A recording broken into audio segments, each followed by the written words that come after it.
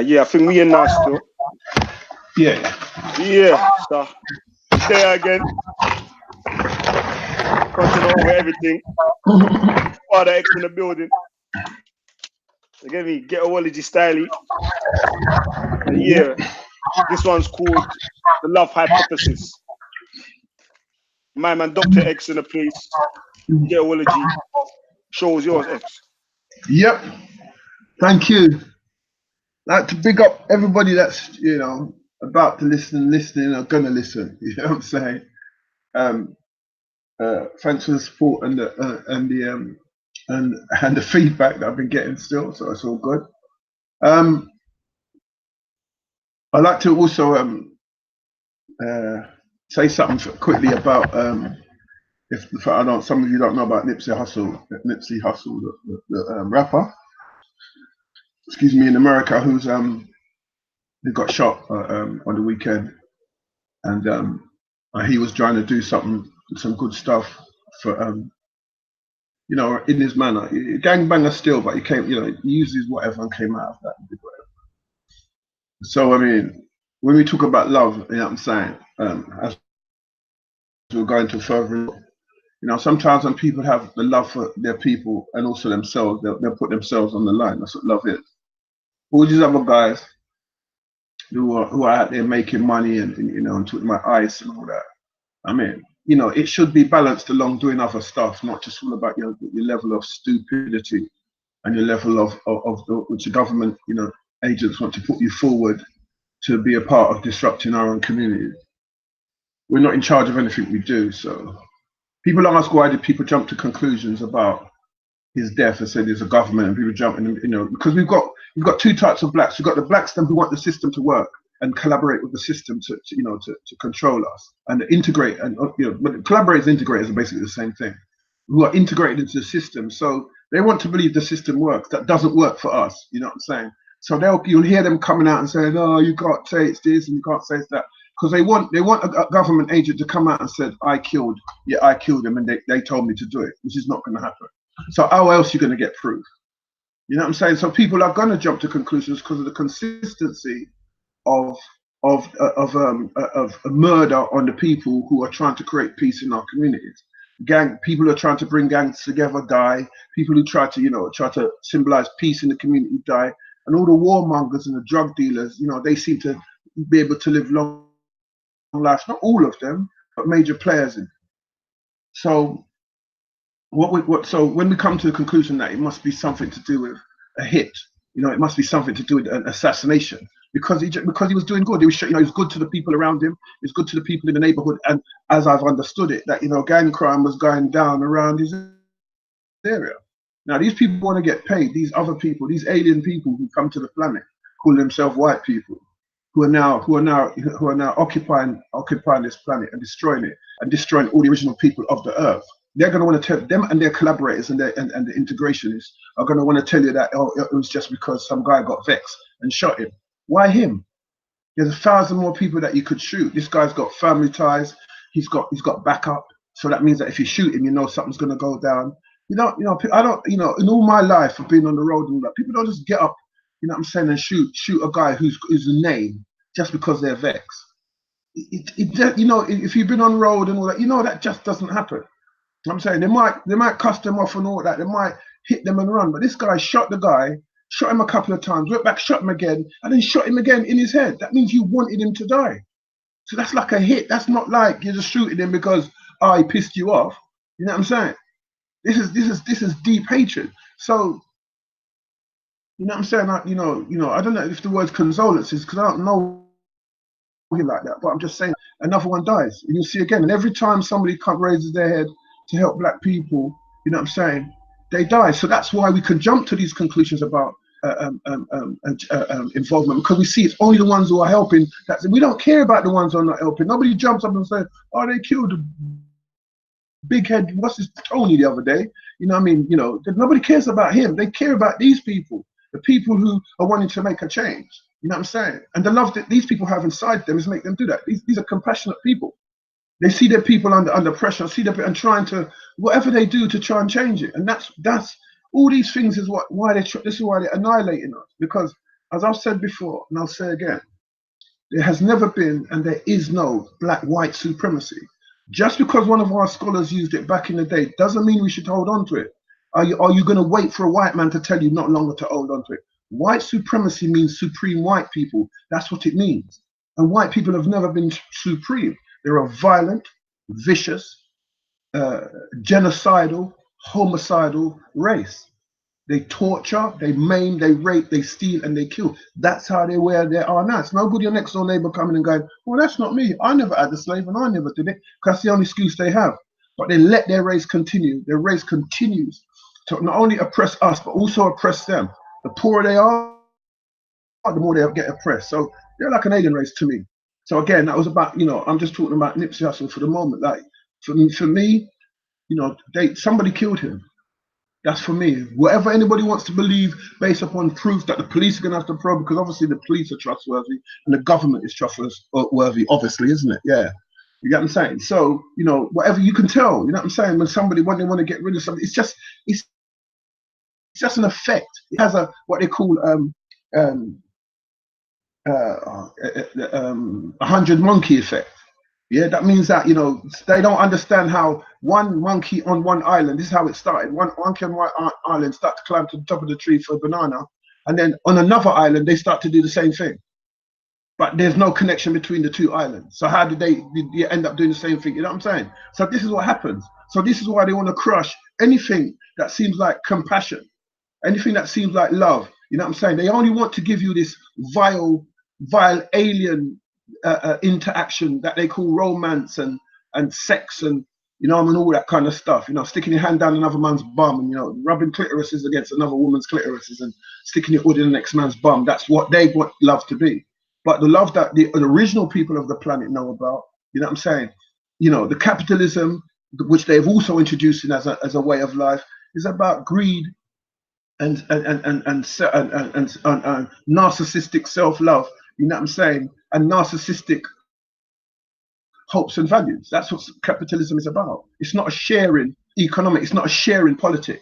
You get what I'm saying? So you never get, you know, black people cannot really get nowhere. So as soon as black people start to use capitalism and add what you call a social or communal, what you want to call it communistic or whatever, add that to it, they want to get rid of it because they've been trying to get rid of these people. They're killing you. But you know what I'm saying? They don't want any of these values, you know, in our world. They don't want them. You know what I'm saying? No, you know, so when somebody like that dies, whether you say somebody is saying, oh, he's not on the level of, you know, Malcolm X, or he's not on the level of Martin Luther King and all that. No, maybe he's not, but he's still somebody who put himself forward, you know what I'm saying, to clean up his manner. Now, half of these guys, they're making their manners, half of these rappers are making their manners worse. This guy was nominated for a Grammy. You know what I'm saying? And so, you know, he's trying to do something with that to make the world, or at least his corner of the world, a better place. Bought land, teaches children, teaches other males, you know, and other, you know, and community, males and females, about, you know, investment and, you know, and buying land and owning property, teaching them about that. Because if that's what you're up against, then you need to control more of your own thing. You know what I'm saying? This is what he's teaching them. And so there is a reason why they want to kill him. There's a reason. All these other guys talking about gunslinging and gun running and this, that, and the other, they're not dying. They're not dying. And then everybody's going to find an excuse. Well, it's because he was a gang member, or because he didn't have a lot of security. Anything to make it seem as if there is no plot against stuff. Meanwhile, they're putting 16, 17, you know what I'm saying, 18 shots in a human being, a black human being. You know what I'm saying? You know, and the question is are white people even human? That is the ultimate question.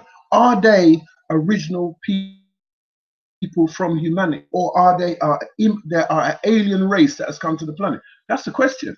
Because as I've said on another show, rather than back in the day we was telling them that we were human, why would you have to tell another human that you're human? Why? You know what I'm saying? That means that there's something about you that lacks humanity. And how do you lack humanity as a human? We're not talking about you know, a spur of anger here. You know, we're not talking about, oh, you was angry for a minute and then, you know, we're talking about nearly 1,000 years worth of murder, genocide, torture, robbery, terror. You know what I'm saying? Of a one race of people. You get what I'm saying? On every island, every continent they did exactly the same thing. Murder and terrorize men, women, and children. You know what I'm saying? And wiped out entire races. So how do I then look at them for some type of, and they're still lying to us, and they're still cheating us. You know what I'm saying? And they're still putting 15, their government agents, which are police, are putting 15, 16, 14, 13, 11, 8 shots in one man. And then when we look at the TV, and then people, unless it's some mad frenzied madman on a madness, or we see them stop somebody with two shots. We see on the internet they're killing somebody or stopping somebody, a white person, bang bang, and they stop and they're down. Why? So what happens after your second or your third shot that makes you want to put, you know, 5 more, and then 5 more, and then 5 more? What's in your heart as a human being? If you are a human being, that is, because I question that as a race of people, that they are not outraged by the killing in an urban setting. You know what I'm saying? Not in a war setting, the killing and the murdering of it. Because after 1 and 2 shots, everything else is just murder to me. You know what I'm saying? Of people, and they're not up in arms about it. They're letting it happen. So that's to me, that's a part of their thing. So nobody's going to be able to bring back Nipsey Hussle. You know what I'm saying? But for you know, we can send out some love to him, his family, and say, boy, you know what I'm saying? At least there was one of us. And maybe in the future there'll be more. Because in a sense, it looks like in order to do some good, you have to be willing to die. Isn't it? It doesn't look like you can just do good and just everybody's like, oh, great. Unless white people are patting you on the back, you know, and protecting you from the people that are going to kill you. You know what I'm saying? You know what I'm saying? Unless white people say, yeah, you're a great guy, it looks like you're going to have to dead, because you're not a part of their ultimate plan, which is to rid the planet of black people. That's what I call the black annihilation process. You know what I'm saying? So white supremacy does not exist. There's no supreme white people, and what they're practicing isn't the supremeness of white people. What they're practicing is terrorizing and racism. You know, white racist domination. They dominate the planet through racism, aggressive, terroristic, violent. You know what I'm saying? Oppressive. You know what I'm saying? Racism. That's what they dominate the planet with. So they dominate the planet there. They're not supreme on the planet. They're not dominating with supremacy is a positive word. And you're going to hear me say it throughout the shows, you know, all the time. Keep reminding people that supremacy isn't what white people, racist white people are doing. They're not practicing supremacy. Yeah, look up the word. They're not practicing supremacy. They're practicing white racist domination. So that's the end of that, and I've said what I've had to say around that. All right then. We're going to go on to the love hypothesis. Okay, so the love hypothesis really is about my obviously my theory around love. I'm saying that's what hypothesis means. You know what I'm saying, and go, sir. Yeah. No, I was just gonna say, what time do you want to start opening the phone lines? I'll let you know probably within an hour, but I'll let you know still. All right. You know, as long as I get everything that I need to go off on. Yeah. You know what I'm saying? All right, cool. For everyone that's listening, now fuck, man, will do it when you're ready to go. Still, man, will do all right, yeah, cool. All right, cool. Right, so this is, you know, my theory right now. Like we black people have been on the planet a long time, much longer time than white people have ever been on the planet. You know what I'm saying? And obviously, they've destroyed a lot of information. They've destroyed a lot of because they're aliens. You know what I mean? They're alien to the planet. So in order to wipe out the fact that they are alien and they didn't originate here, they've had to destroy a lot of the documents over, you know, like the Library of Alexandria and certain other places that they've gone to get rid of information that would have, historical information that would have told us who was what and what was who, so they could create their own narrative about the future. You know what I'm saying? And their place on this planet. As you know, if you're very balanced in your thinking as a black person, and if you're somebody that's connected to your roots in terms of what's happened to your people over the past 500 years, you know that they have murdered a lot of us. They've enslaved us in an inhuman way, not in the way And again, people have to be mindful of when they use the term slave, because right now, capitalism and the British and the American and the, all the European culture has most people under what's known as wage slavery, which is, and how we say the wage slave is that you're enslaving people by keeping them at a certain standard of living, yeah, and with a certain wage while everything else goes up because you control the economy. So you'll have one man or a few hundred people with, thousands and millions of pounds and billions and trillions of pounds between them that won't enter that into the economy so that other people can live a much better, a much more peaceful life. These alien people, that are called a Caucasian or whatever, they function from the level of war, yeah, and negativity. You know what I'm saying? They function from that level. That's how they create everything that they do. You know what I'm saying? That's why they invest a lot of their money in war. You know what I'm saying? A lot of your tax dollars and your tax pounds into war. You know what I'm saying? Because they live and they function from that aggressive stance. So as time goes on, you're going to realize that they have to get rid of the original people so that they can make way for whatever drives them as a being, not a human being, because I don't believe, from my theory, that they are human. I believe that doesn't mean they can't interbreed. Doesn't mean that they haven't found a way to, over the thousands and thousands of years, to find a way to interbreed and created a breedable human being. You know what I'm saying? As we know that they can't breed that fucking well, as we know, but that's a whole nother story. But but they seem to lack, compassion.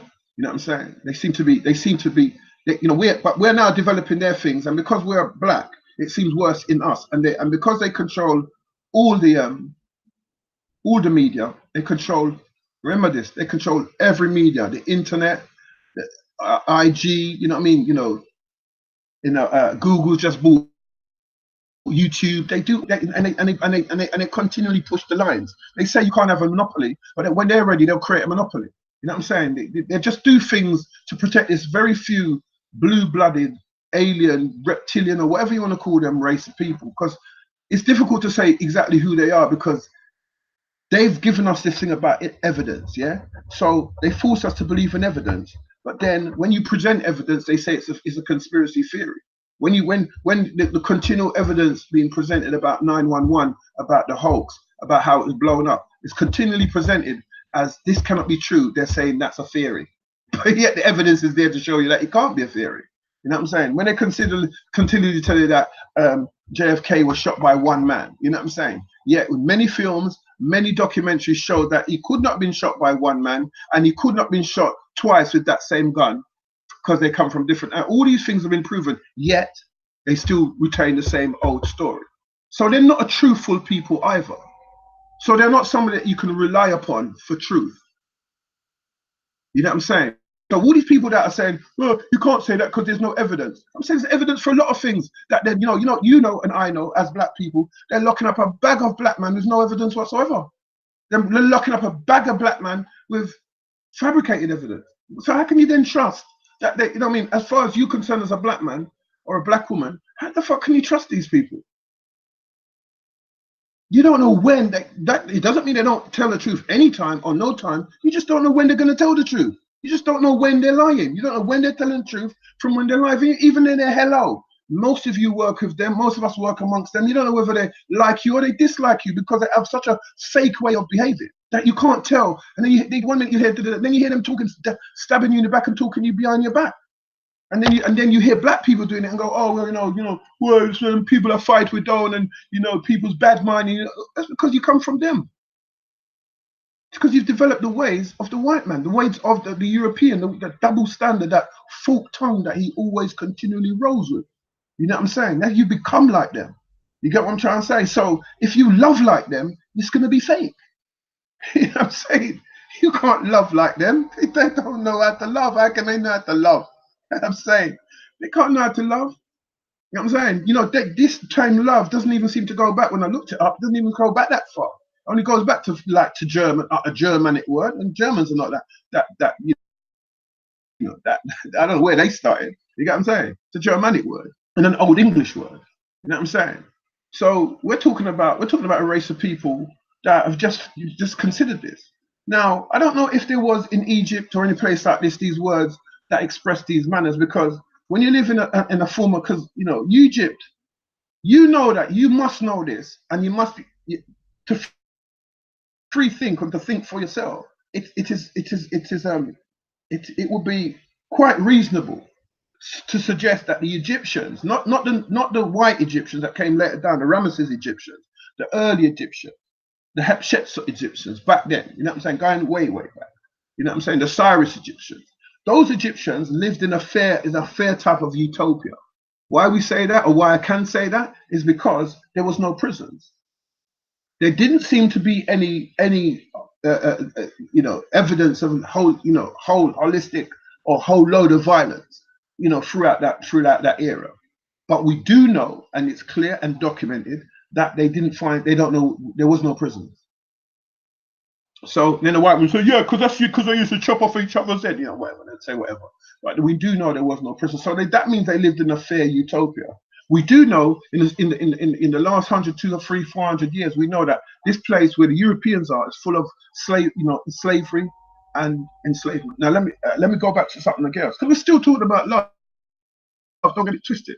But it's not just, you know, I'm not going to break down the word. I'm not some professor that's come to break down all the words. This thing is about ghettoology.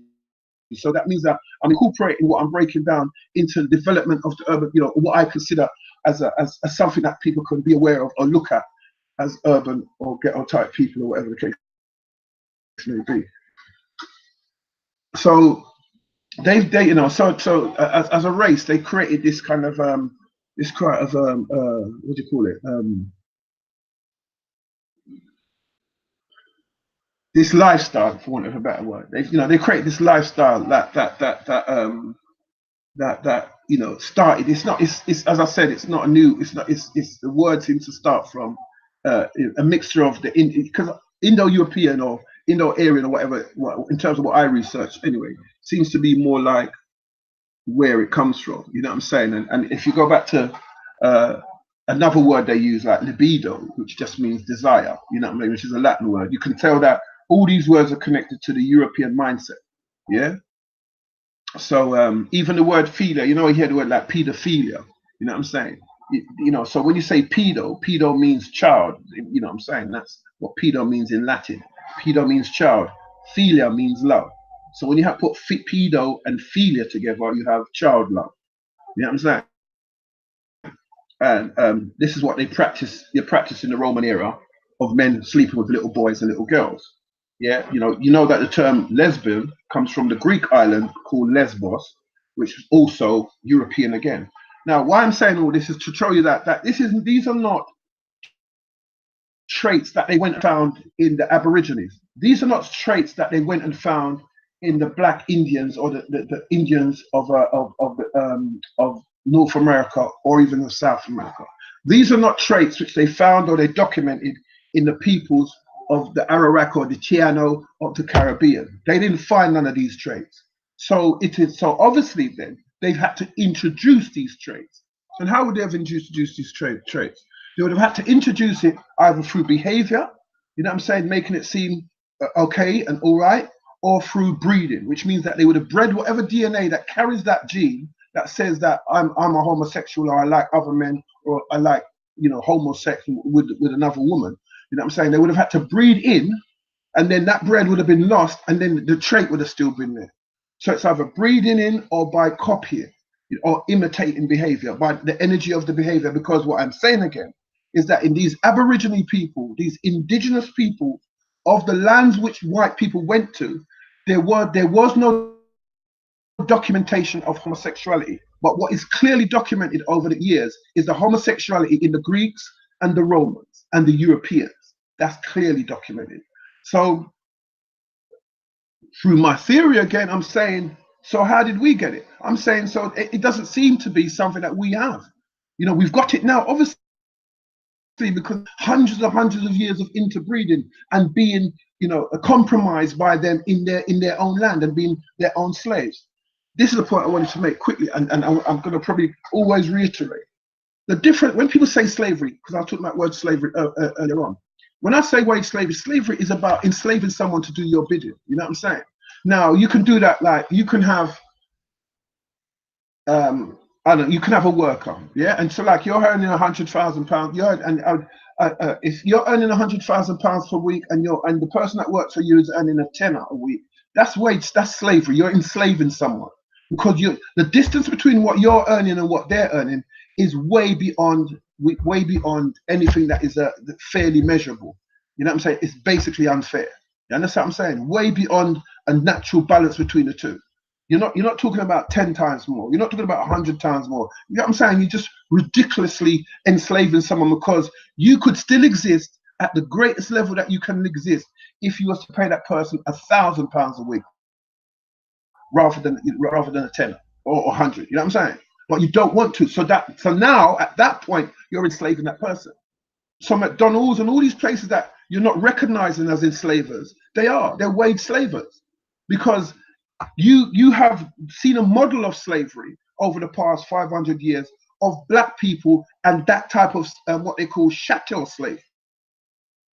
You understand what I'm saying? Which is not the name, that is another name, you know what I'm saying, for slavery. It's another what you call that add-on. You know what I'm saying? It's not normal slavery. Enslaved, like when they say, oh, they used to enslave people in Africa. Yeah, but not, you know what I'm saying? What you're looking at when you hear the word slavery, all you can figure of in your head is traditional, not traditional, the one which is chattel slavery, which is the owning as people, as property. You know what I mean? To be beaten, brought and sold, raped, you know what I'm saying? Spit on, you know what I'm saying? Treated badly, hung at will, murdered at will. You know what I mean? Just like you had, like when you're ready, you dash away your trash. You know, you've got a plastic bottle, you use it, it start to get a bit scratch up. You mash it and you throw it away. That's the slavery that we was under. You know what I'm saying? But that's not slavery. That is chattel slavery. That's when you turn somebody into a thing. So there's other types of slavery. There's wage slavery. You know what I'm saying? There's what they call bondswoman, which is slavery basically, but you get paid a little bit of money, which is what most people are under now. They're under a form of bond slavery that the government, has endorsed. Remember, the government endorsed slavery. It was lawful to have a black person as your trash bin. You know, it was lawful to have the black person as somebody that whenever you felt like having sex with it, you could just walk in and have sex with it, and there's nothing lawfully that slave could have done. You know what I'm saying? So that's not what slavery is. Slavery is enslavement of someone, you know what I mean, for whatever means, but not chattel slavery. You get what I'm saying? So you're not looking at McDonald's with the billions and billions of pounds worth of profits it's making, all these other companies with the big, while you're still struggling. Every so often they put up they call it inflation, and put up the prices, and you're still at that same price. Your wages don't match that. So you got to find more money out of less money. How's that work? You're a magician. You know what I'm saying? So they're enslaving the population with this economic called capitalism. You know what I'm saying? It's not an economic. So then what happens is that all the people that are privileged under that, all the people that come up under their mothers and fathers who are part of the enslavement of blacks, and then part of the enslavement and the murder of other races, and the clearing of lands to suit Europeans, they start off with a benefit. Years, hundreds and hundreds of years in front of the average person, especially I'm not hundreds of years in front of anyone. My great granddad was a slave, so I'm nowhere near. You can go back today, see these people, and they got their dad was this, their mum was this, their great granddad was this, their great great granddad was that, their great great great great great granddad was this, their great great great great great great great granddad was it. They go back for years with nothing, so they've been growing exponentially over a period of time. With no sort of adverse pressures. We just about learned how to read 50 years ago. We just about managed to get into their schools. 50 years ago. So we're nowhere near. So a lot of these people that you're seeing who are acting, like they're a part, like they're clever and they're intellectual and they know about the system. These people want to be a part of that system. I don't. There's a lot of us that don't. We want a fair system, because that system isn't fair. so we boo at all the black conservatives, but obviously they control all the media, so they make it seem like it's cool. So slave, so in Africa right now, they still got children who should be at nursery, who should be at whatever school, picking cotton, picking chocolate. You know what I'm saying? They're still enslaved people all over the world, still working for the European mindset, still looking for the European economic. And then they keep putting all these little tiny little, you know, pathways like you know, fair trade. And why don't you trade fair in the first fucking place? Why do you have to trade fair now? Why wouldn't you trade fair from the jump? You know what I'm saying? So, and they think they're doing a great job by you know, giving you this kind of little bit of, you know, like pat on the back. Hey, look, we're being fair to you now. Look, it never used to be fair, but now it's fair trade. And they're still ripping you off. So their love is, they don't have that human compassion rooted in their economic. They don't have, you know, they don't have that that compassion, you know. They don't show empathy, you know what I'm saying, or sympathy, really, or tolerance for people who they have enslaved chattel-wise. Now, again, like I said, you can have, you know, you can have those types of slaves. You know what I'm saying? You can have all types of slaves. You can have people who are enslaved to fight wars. You know what I'm saying? You can have people who are enslaved by marriages. You know, women who have been, you know what I'm saying, been forced to marriage. That's an enslavement. But they got them all different types of names. You got people who are enslaved. You know, right now you got a lot of the East Europeans who are enslaved to people to be prostitutes all across America, all across Europe. They're enslaved. But it's not the same slavery as chattel slavery. But it's, you know what I'm saying, there's lots more to it because it's now modern and whatever. Human trafficking is a form of moving people to be slaves. But they keep changing all these names with their Theosaurus language, with their lizard reptilian language. You know what I'm saying? Because remember, the word Theosaurus, you know what I'm saying, right? When you break down the word Theosaurus, for those of you who know what words mean, if you break down the word Theosaurus, which is the book that they use to talk about their language, you know what I mean? To show you how, if you want to know about a word and how other words are connected to it and stuff like that, what do? You look in a thesaurus. You know what I'm saying? You can look in the etymology dictionary if you want to know where the beginning of the word. If you want to know where the other uses of the words, where they're grouped together and what word is similar to what word, you look in the thesaurus. Now, when you break down the word thesaurus, just like we was breaking down earlier on about Roman and you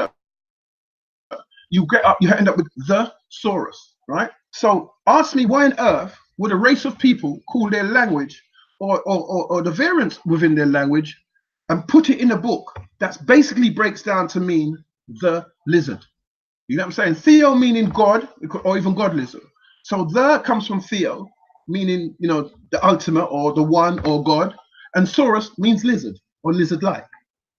So again, so that knocks you on to why is that even there? Because I wouldn't call my language lizard language. That's like calling my son the devil. I'm saying, like, devil. Yeah, devil, come here. I'm saying, you know, or you know what? If a guy calls his dog the devil or devil, you know what intentions. You know, he won't be calling, you know, a sort of a French poodle the devil.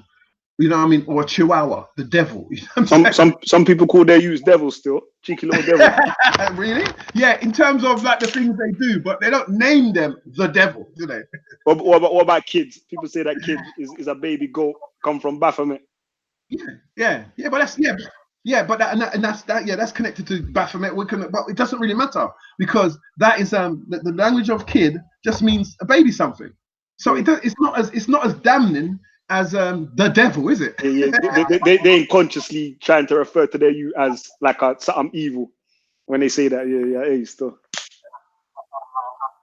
Yeah, I mean, I've heard that story. Like, I mean, like that's what people say, but I'm saying that because of the language, it can be broken down. I want you to break down the saurus into something else. There's things that can be broken down and things that can't. So I'm saying that if you call your child kid as a passing by, it's like people that use that Baphomet sign. A lot of youths are doing it. They have no idea where it comes from. They just do it because they saw somebody else do it. So there's a lot of people that pick up on words that have no intention of meaning, like the word the saurus. Why was it called the saurus? Why does it break down to say the lizard? You get what I'm saying? From a people who claim, you know, a white man's telling me that these people are connected, or there are people on this planet who are function as human beings from a reptilian race, from a race that are reptiles. So tell me why their language, and who else says that? Who else has a forked tongue, which is what the Indians said that the white man speaks with? A snake, which is what? A reptile. You know what I'm saying? So and who are the most, and who are they warm? They're cold-blooded. I mean, you know what I'm saying? Do they come from the womb? No, they come from an egg. I'm saying. So there's so much, you know, it's just making these comparisons because we are people that are looking from a different angle in the community. So yeah, I get what you're saying with kids. People say, oh, you know, they're not kids, they're children. Only goats have kids. And you can get all caught up in it. if you want, but it's not the end of the world. It doesn't mean your children are goats. It's not. You're not saying that, oh, I got goats for children. It means that you've caught onto language that uses a particular saying to point something out. And if you don't mean, if you understand the meaning and you decide that you don't want to call that your child that, then that's, you know, that's clear, isn't it? You just make that decision. It's not a big deal, but you don't then start ramming it down everybody else's throat, which I see what a lot of these so-called quote unquote conscious people want to do. They want to ram shit down something. Oh no, it's not a kid, it's not a kid. Like, so it's not that deep, bro. Like, we're having a conversation. So you know what I'm saying? It's not like if I call it a kid, it means that it's going to be damned to eternity, and all of a sudden it's going to go meh meh. It doesn't mean that. It just means that I've caught onto a word that everybody use. You know, like, you get me, like, you know what I mean? You done know, like, you know what I'm saying? Bear this, bear that. These are just words that people, they don't actually go when you say bear long, or, you know, it was bear hot. You know what I'm saying? It just doesn't even make fucking sense. But people still use it. Nobody says, you can't use it that way. You can't say bear hot, because bear doesn't, you know, it's like, you know, nobody does that. They say, okay, cool. They get what it means. So, yeah, I hear what you're saying. But I'm saying, sorry, I'm saying the thesaurus breaks down to the lizard. So, not to stray too much, I'm just trying to make you understand. You're up against the people who are not functioning from a point of view of truth. We're not talking all of them, as we have to keep mentioning, because when I say white people, I generalize white people. Remember that. I don't say all white people, I generalize white people. Just like how they say black teenagers are dying on the street. All black teenagers aren't dying on the street. Just like they say black don't crack, and all black people don't look good when they get old. So, you know what I mean? It's just we're using it that way. And if you take it anywhere, that's how you're a bit. That's not my business. So I'm saying that, why would we then trust them? Why would we then? So if that's then the case, obviously they love a little, whatever their love is based upon, what's it based upon? You know what I'm saying? Because I don't think having affection for a boy of the age of, you're a big man in your 30 and you got an affection for a boy that's 6 or 7 is the next thing they're going to get us to accept. You know what I'm saying? Or you want to make love to a boy, or what you call love or whatever, to an 11-year-old and you're 30 odd. You know what I'm saying? There's supposed to be one organization called NAMBLA, North American Man Boy Love Association, or something like that. You see? You heard of that? Yeah, no, I've never heard of it, but I'm clear that they're bringing it back because it's already been here. Homosexuality 100 years ago was a mental illness. You know, then it became, and it was a crime. Now everybody can get married. It's normal. How do you get from mental illness to normality? And I didn't see a cure. Did you see a cure? Have you known about a cure for learning that is whatever? It's the nation of the people, them. It's the race of the people. They lived an entire cycle of life with homosexuality as at the forefront of their life. And then for some reason within the timeline, they didn't want to do it no more. They stopped it. They hid it. They pushed it to the back. And in the year 2019, it's coming to the forward. So pedophilia must come to the forward. I'm not guessing at this. You know what I'm saying? You just look back to see what's going to come forward when Rome takes over. You know what I'm saying? And also going with that, you know what I'm saying? You've got right now today, you've got in the political arena, nobody's doing nothing to them. You've got political representatives trying to represent for pedophilia to move forward and not to be a crime as we speak. So the idea that you think you're living in some kind of place where these people are fair and just. Who's doing that? I don't remember their names. It's just come up over the years. You know what I'm saying? I can't remember the names. I didn't jot down their names, but they're definitely political representatives. You know what I'm saying? In Parliament that are trying to bring forward and trying to lessen the crime of pedophilia. You know what I'm saying? As we speak, don't you see that a lot of the times the judges are giving all these people lesser sentences? You let them do standard. They're forked tongue. They're two-faced. So you let them do one thing and they'll smoke some mirrors here. You know what I'm saying? They'll make you think. You know what I'm saying? They'll make you think that they're doing one thing while they're making way for something else. You know what I mean? Because while you're living with them, you become people that generate and want to be like them. You become like them, and that's fine. So you won't see what the people who haven't become like them have seen. You know what I'm saying? There are many, many black intelligent people who have not absorbed themselves and assimilated into that system, that way of life and that way of thinking. So the people are going to talk about liberalism, black liberals, there's black conservatives, there's black, you know what I'm saying? That they think like a white guy, thinking, oh yeah, this country of ours. Remember, they was in their mothers and fathers was enslaved, so they've accepted that and they're all right with it. You get what I'm saying? This country of ours, a lot of them in America are like that too, and that's fine. There is nothing wrong with that. We're just on two different sides. So sometimes when you see the color of black, it's important to recognize that we're not all on the same thing. You get what I'm saying? And it's like the word Roman, for instance. Obviously, the Romans spoke Greek and they spoke Latin. You know what I'm saying? So the Romans, you know what I'm saying, were the ones who created the type of love, attraction, all this stuff that we have now. And it's called Romans. You know what I'm saying? Romance. Yeah? So all you do is you add the suffix ance and you create Roman ants. And that word now means romance. Yeah? So where's the Romans? So why they refer to in terms of when you want to show love to somebody? Because because we're conquered by their love. We're conquered by by the European mindset. So you know what I'm saying? They give us a breakdown of how the Romans deal with love. Yeah, of how they deal. Is it like the Greeks? Yeah, of course. Shout out TNTS Greek in the comments. Say that again? Now there's one brother, one cameraman called TNTS Greeks in the comment. We're always bigging up the Greeks, in it. Yeah, right. Yeah, of course, the Greeks and the Greeks and the Romans obviously were the first major colony of these what I call the alien white people. They were the first major colony of them. They have no other colony prior to that. You can't find them nowhere in history as a colony apart from Rome. They started their colony, their major city colony started as Rome. You know what I'm saying? And the Greeks and the Romans, that's where it started from, all around that era. You get what I'm saying? So the Romans is just obviously just a development of the same types of people, further development of the same type of people. So what we're dealing with now when we're talking about love, we're talking about St. Valentine's Day, which is also a priest that was meant to have married people that wasn't meant to be married and all that kind of stuff.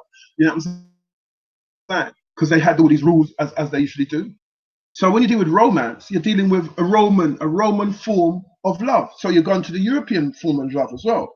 And with the true form of love, you can love anyone. You can kiss a man, you can kiss a girl, you can kiss a dog, you can do whatever. You can love anything. You know what I'm saying? Which is why you hear a lot of the time, oh, I'm in love with my car, or I love a Rare it. You know what I'm saying?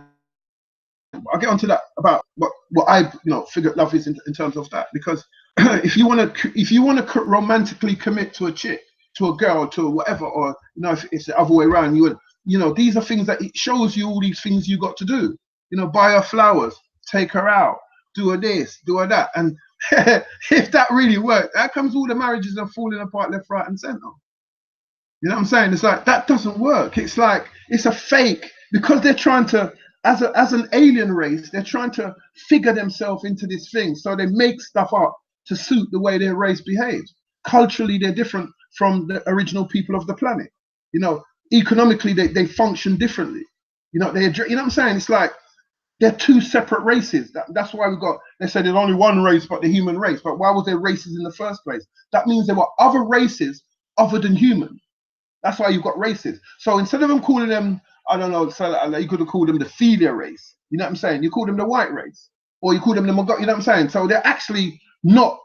They might not actually start with the human being. Might have come later. You know what I'm saying? As another development or a hybrid version of the human race, which all the human beings across the planet, according to everything that I've ever read, would have been black. The mitochondrial Eve would have been black. So the black woman would only have created black kids. You know what I'm saying? And then people make up in the black, anything can come out of black and all this kind of stuff. That's because everything is in black, because we're the original, black people are the original, I was gonna say computational, but the original algorithm of humanity. That, all across the world. North American Indians were black people, not the red Indians.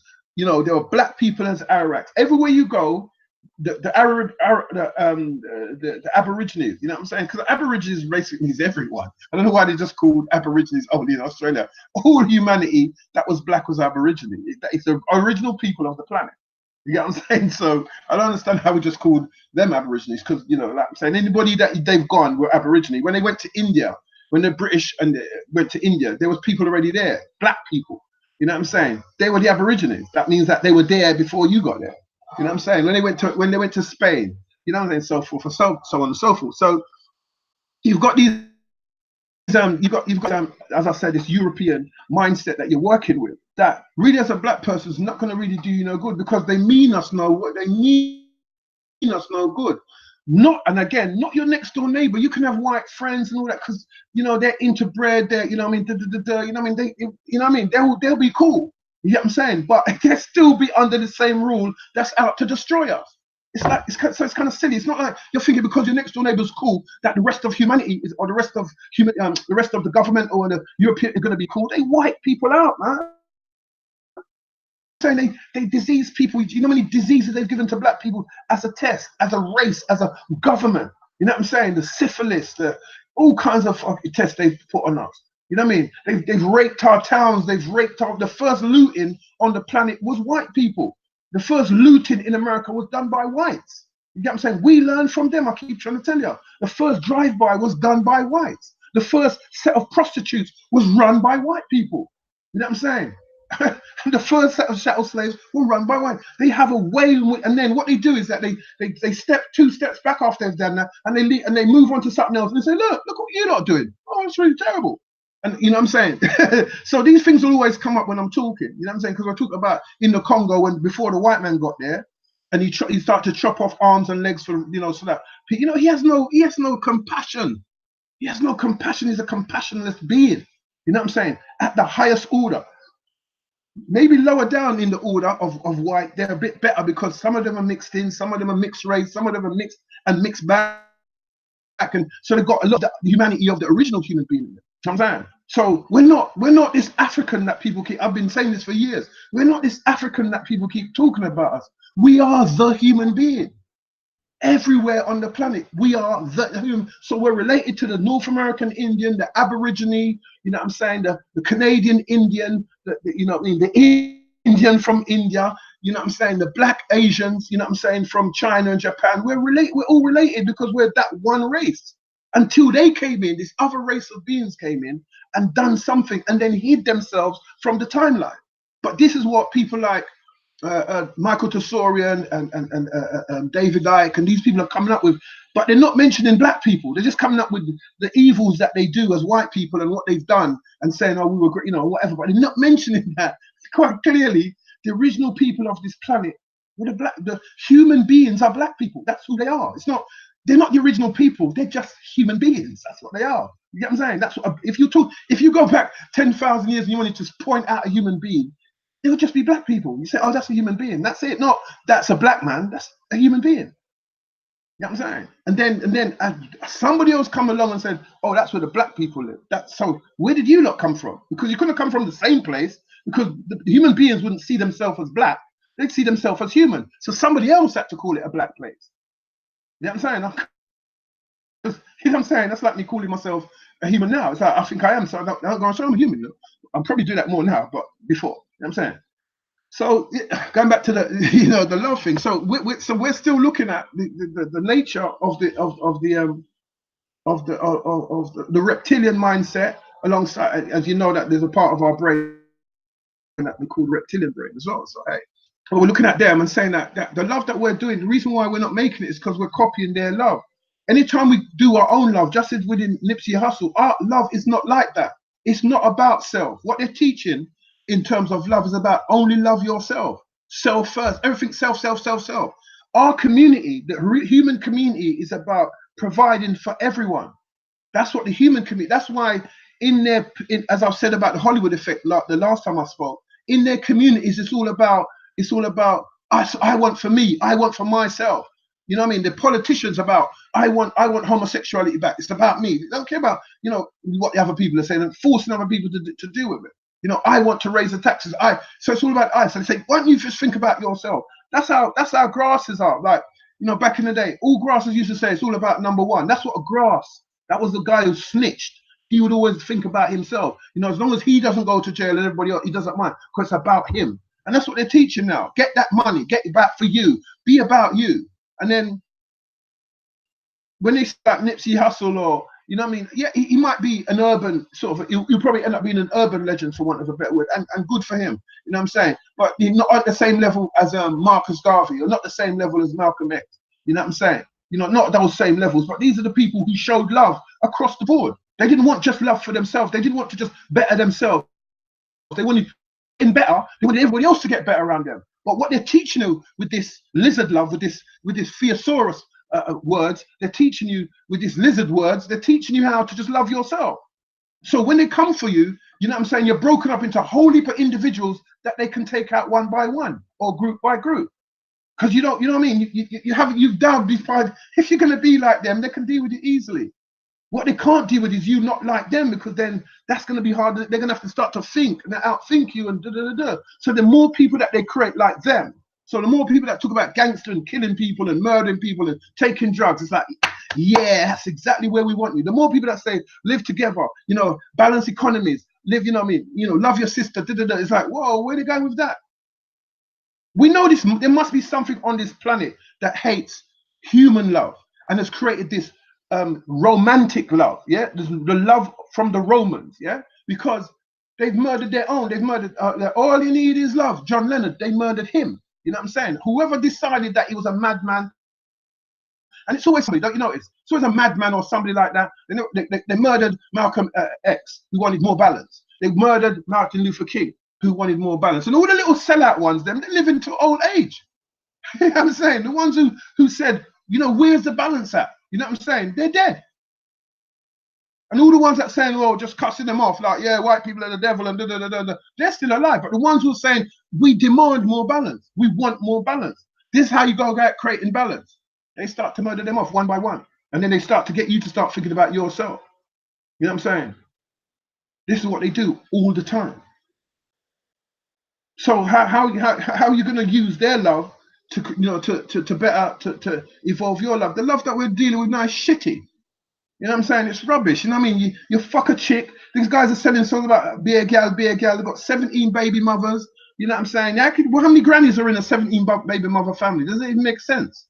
12 baby mothers, 11 baby mothers, 4, 5, 6, 7 baby mothers. How many grannies and granddads? What family? What kind of family is that? Have you got a house for them all?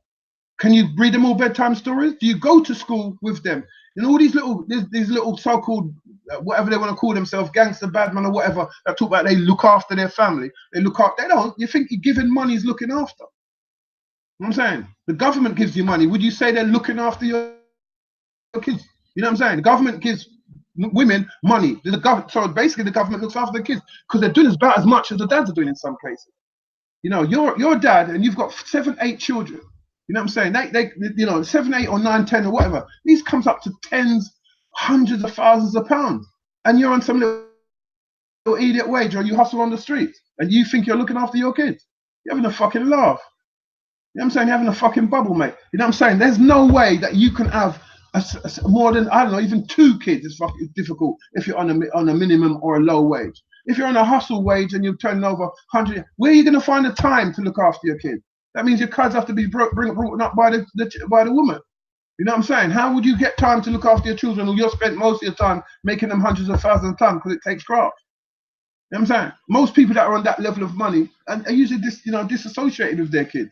Their kids have to look at them as money, as things that drop money on them, and you know, get them lavish parties and lavish cars or whatever the new this is. And so they turn that thing into, oh, I love my dad because he buys me new trainers every fucking week. Oh, I love my dad because he bought me a new night jacket. I love my dad, but he was never there when I was graduating. He wasn't there when I had to do my homework.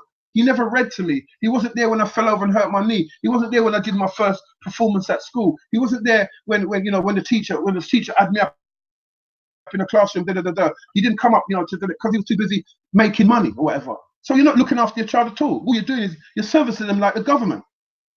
Always, I've got 1,001 kids. I'm not saying you can't have them, but if you got 17 kids like Butcher Banton, you should have an 18 bedroom house, bro. You can't have a 17 kids. That means they're all over the gaff. They're running all different kind of, you know, whatever, aren't they? They're like, what the fuck? They're all over the fucking gaff. You know what I'm saying? How the fuck can you get them together? That means that woman over there is about this. That woman over there is about that. That woman over there is about something else. Their family is about one thing. That family over there. What are you doing, bro? You're creating slaves, bro. Is that love? Is that what love is? Is that the love that you lot want to bring to the planet? Is that it? You want to copy? You want to copy the Roman stroke European way of life that they brought to us, and you still want to continue it. You now want to continue this life of just breeding children for the state, just for that sake, and then complain when they're stabbing each other at 14 and 15.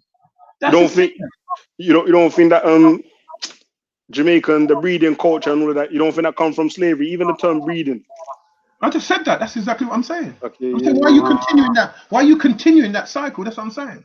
Why are you celebrating that cycle of love, that cycle of so-called love? How's it love? I'm explaining that it's not love. That's what I'm explaining. You know, you're not looking after your child if you've got 17. You're definitely not.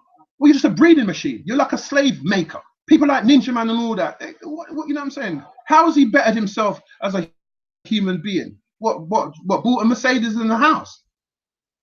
Is that what you think your humanity lies when you own stuff? Because most people think if they own a BM or a Merc or a Bugatti or whatever, they think they become somebody. Like, I came from nothing. So the nothing was your mum working 3 or 4 jobs. The nothing was them finding money for you to have clothes and school and feeding you and making sure that you felt loved and warm. That was a nothing you came from. To have money, to have something. Is that it? This is what people are talking about. Coming from the love of their mother and the sacrifices of their mother and sometimes their father as well. You know what I'm saying? To the warmth of money. You know what I'm saying? Because when they had that, they had nothing. Now they got money, they got something. Excuse me? This is what I'm saying to you, that you now become European in your way of looking at life. You know what I mean? Because that's when you had something. That's what made you able to get this other thing. But you're looking at when you had that as nothing. You know what I mean? In fact, they never say, I'm so glad for my mother. You know, if it wasn't for my mother, if it wasn't for my father who helped me to get that, if it wasn't for my dad who helped me to move forward, I don't know where I'd be now. Yeah, you can always thank God as well, but they just thank God and that's it. You know what I'm saying? Hold on a minute. Hold on a minute. Didn't God give you your dad? Didn't God give you your mum and your brothers and your sisters? So what about them? Them that doesn't have no tongues neither. You know what I mean? So this, and this, you know, to me that's like a madness. That's not showing no love. That's like a madness. I mean, God created each to love each other, not to just love him one. You know what I'm saying? Or her one, or whichever way you want to look at that one. You know what I'm saying? So how can you then call that love? You know what I'm saying? In the black, I'm talking about the black world. I'm not talking about any other world. I'm talking about how we're entrapped in a world that doesn't send out love to anyone, but has a fabrication of love called romance that they've letting you use. You know what I'm saying? With buying stuff every Valentine's Day and flowers to say you know, and all, you can fake that shit. That shit is absolute fake. You can fake a chick into your bed. Girls can fake a man to breed them. Lots of girls, they don't want no fucking man. They want to breed. They just want something to call their own because they want love. They want to give love and they want to feel love. Because automatically, as long as you give the child love, it's going to give you back it. Because it's the nature of humanity to do that. You know what I'm saying? Not, Europeans, they before they realized what they were doing, they had these cop death scenarios where they'd have their baby, and as soon as the baby born, they put them in another room.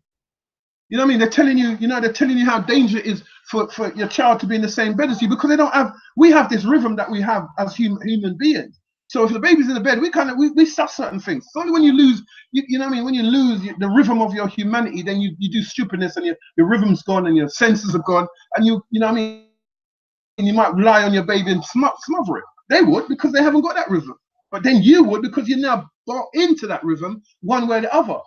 But hundreds of thousands of years existed with people sleeping with their baby and in the same room as them, at the same place, and nothing never happened.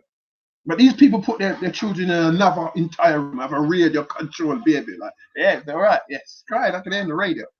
You know what I'm saying? And now, as they learn from us, they develop us. They take the breast milk away from us, and give us this tin milk, and then they celebrate drips from the breast after they've robbed us of using the breast, after they've forced their inhumane and non-compassionate European governments and corporations force upon the African and the Jamaican people and the third world tinned milk, and then because remember they got their own milk, force upon them that milk, and then after a little bit later, what I'm saying, I'll say to themselves, breast milk is the best. So they start whipping out their tits in Harrods and all kinds of places like that, claiming that they're advanced people.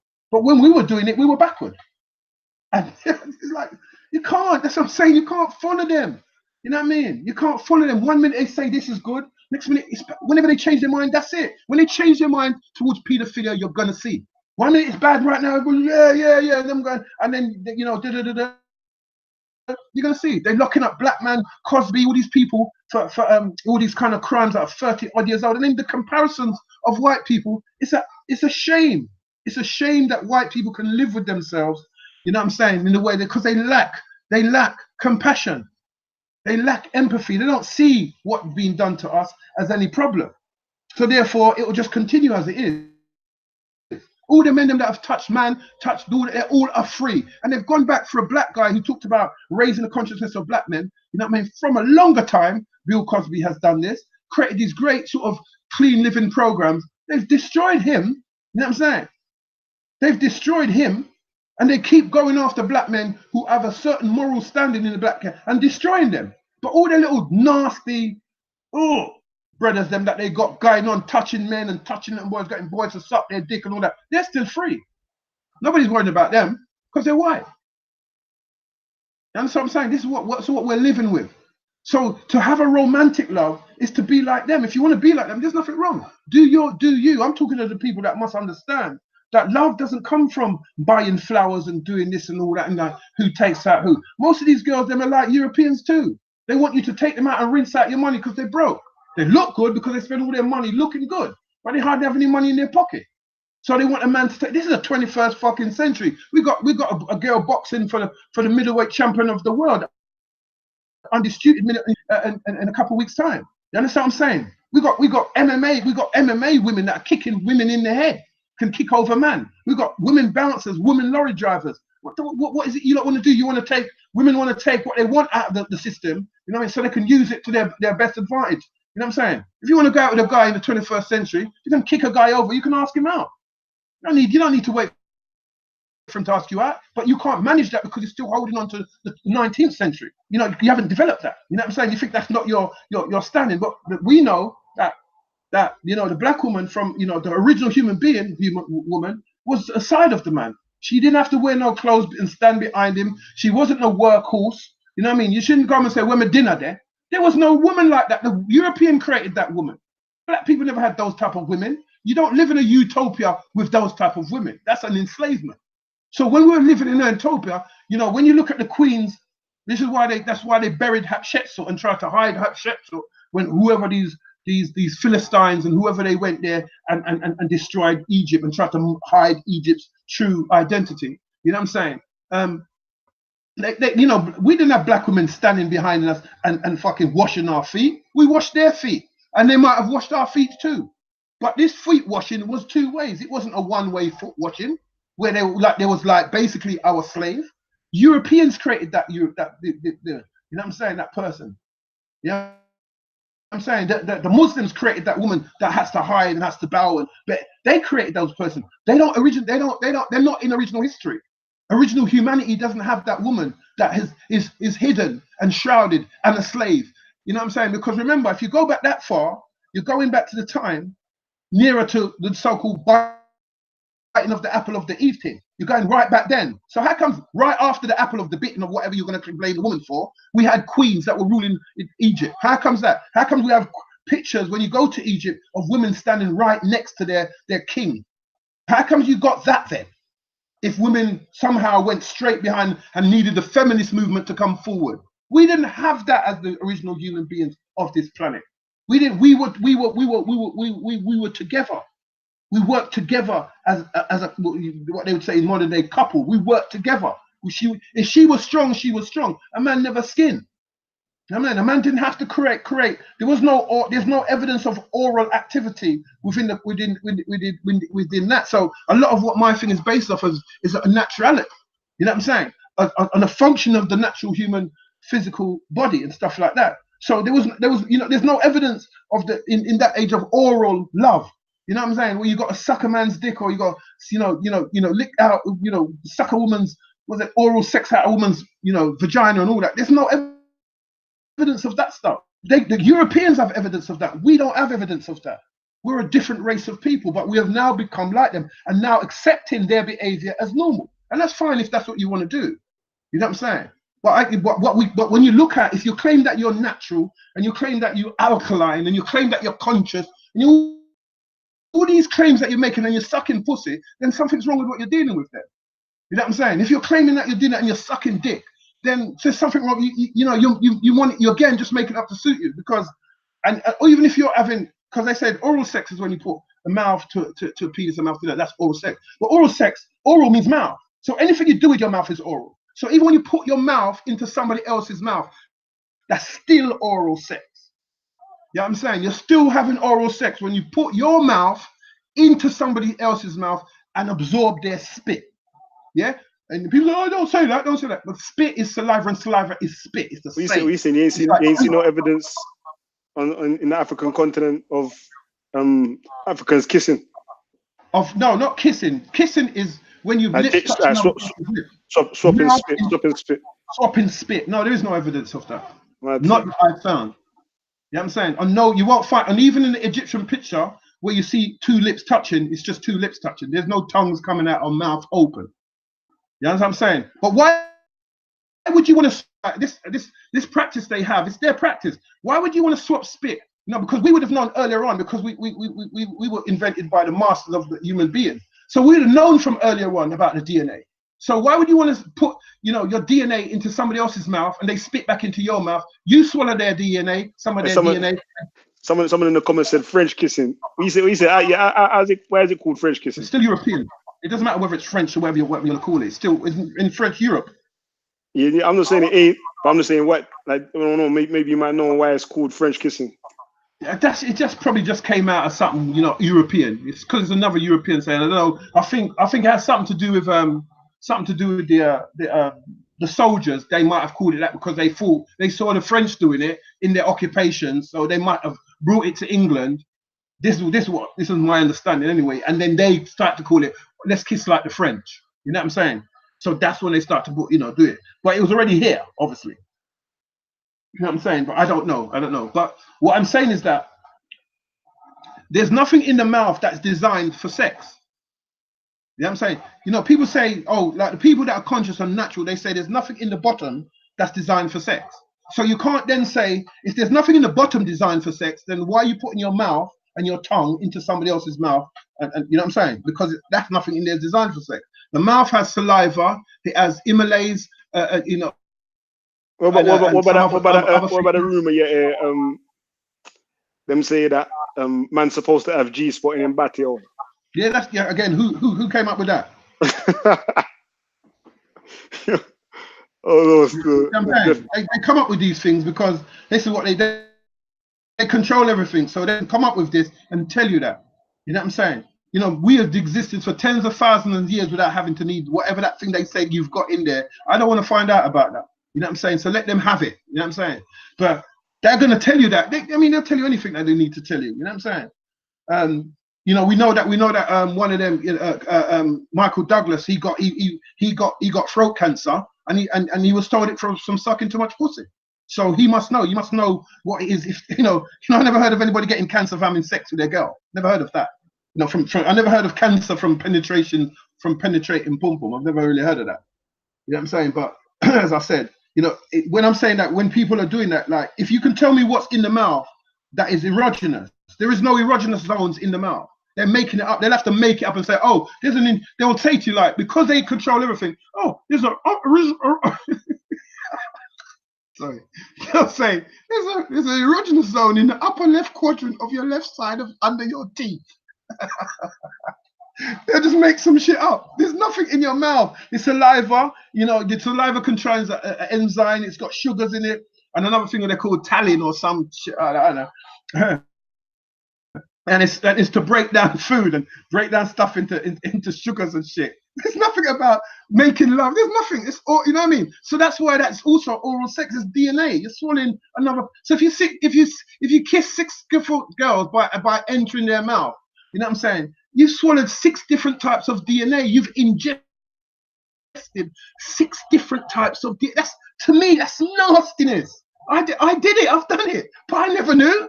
I didn't know. Just like I ate pork and I didn't know. Once I know, that's later, bro. No, never again, bro. I'm not doing that. Hey, when you say you did it, when you say you're done? You know. Not suck pussy. No, I'm talking kissing. I just had to clarify. Yeah. Say that. Say that. A man trying to put me in it, bro. No, bro. And if I did, bro, if I did, I'd just say, well, I did it and I stopped doing it. I'd say that. I don't give a fuck what people think, you know.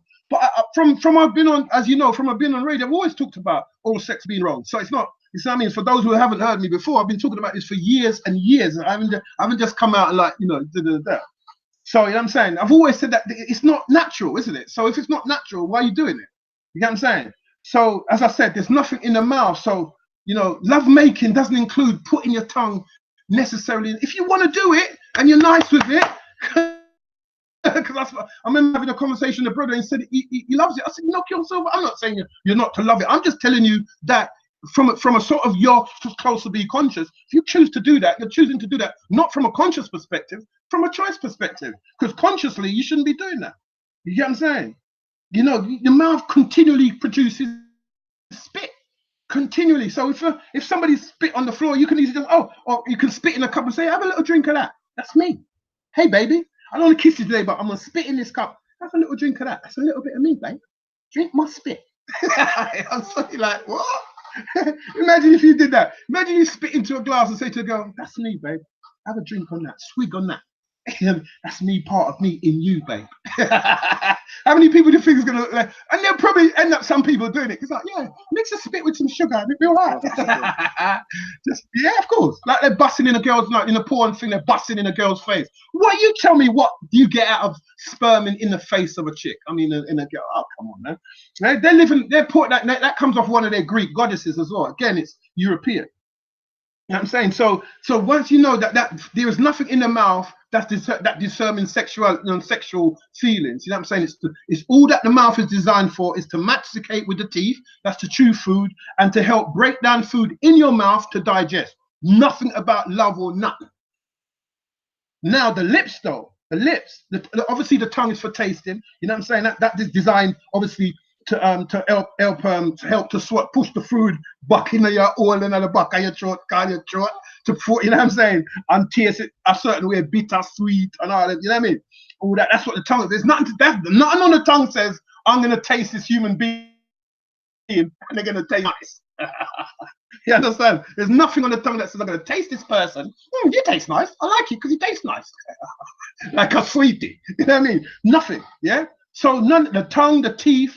The inside of the mouth is not designed to put your mouth in, because that means you're trying to digest the other person. Something in the other person you now have to digest, because all mouths are based for digestion. So the moment you put your mouth into somebody else's mouth, you have to digest it. Now that fucks up all the romantic novels. It fucks up all that stuff that they want to do because it's European. So you won't be able to get away with that as a black man if you want to absorb into that European mindset. You can't get away with it, because the only thing that's designed for kissing is the lips. You know what I'm saying? The lips are like a fingertip. They're made to touch. So you're mistaken. People are mistaken like a kit on the lips to lips. They're mistaken that I mean, they're mistaken putting your tongue in your mouth instead of just, you know, lips to lips. That's what a kiss is. The more passionate, you know what I'm saying? Like, if you know, your lips is like got sensory organs on it. These are facts. This is not, I'm not making anything up to suit nothing. I'm using biology that you can look up at any moment in any book at any time. Yeah? This is facts. This is not made up stuff. So your lips are designed with little tiny little sensory organs on it to touch. So when you're doing a passionate kiss, you don't have to take your tongue, don't have to come out. You might want to flick it out a little bit, tongue touch, you know what I mean, whatever. But you won't need to delve into their mouth and swallow their spit.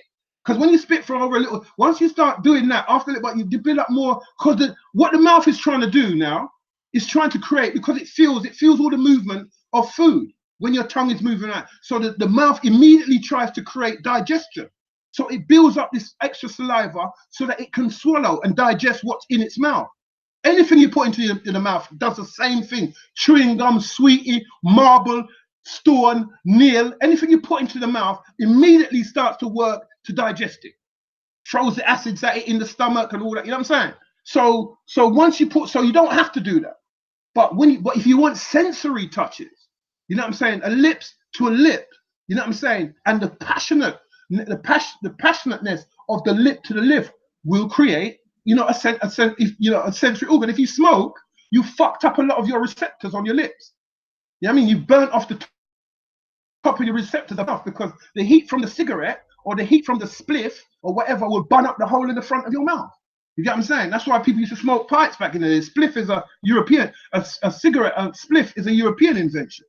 So, you know, you smoke a pipe or whatever you used to do back in the day, you wouldn't be burning up the whole, crusting up the whole in the front of your lips. So when you go to kiss somebody, there's no passion in there because there's a sheet of fucking crust. So remember when you're a girl or a man, it's crusty lips. You know what I'm saying? There's dry lips and there's crusty lips. You understand what I'm saying? So you have to understand that, you know what I'm saying, that there is nothing in the mouth that relates to sex. You know what I'm saying? That relates to love making. That's, if it's sex you want to have, you know what I mean? Just like splurting in a girl's face, it's meaningless unless it's something that's vile inside you or inside that you want to do because you saw it on the TV.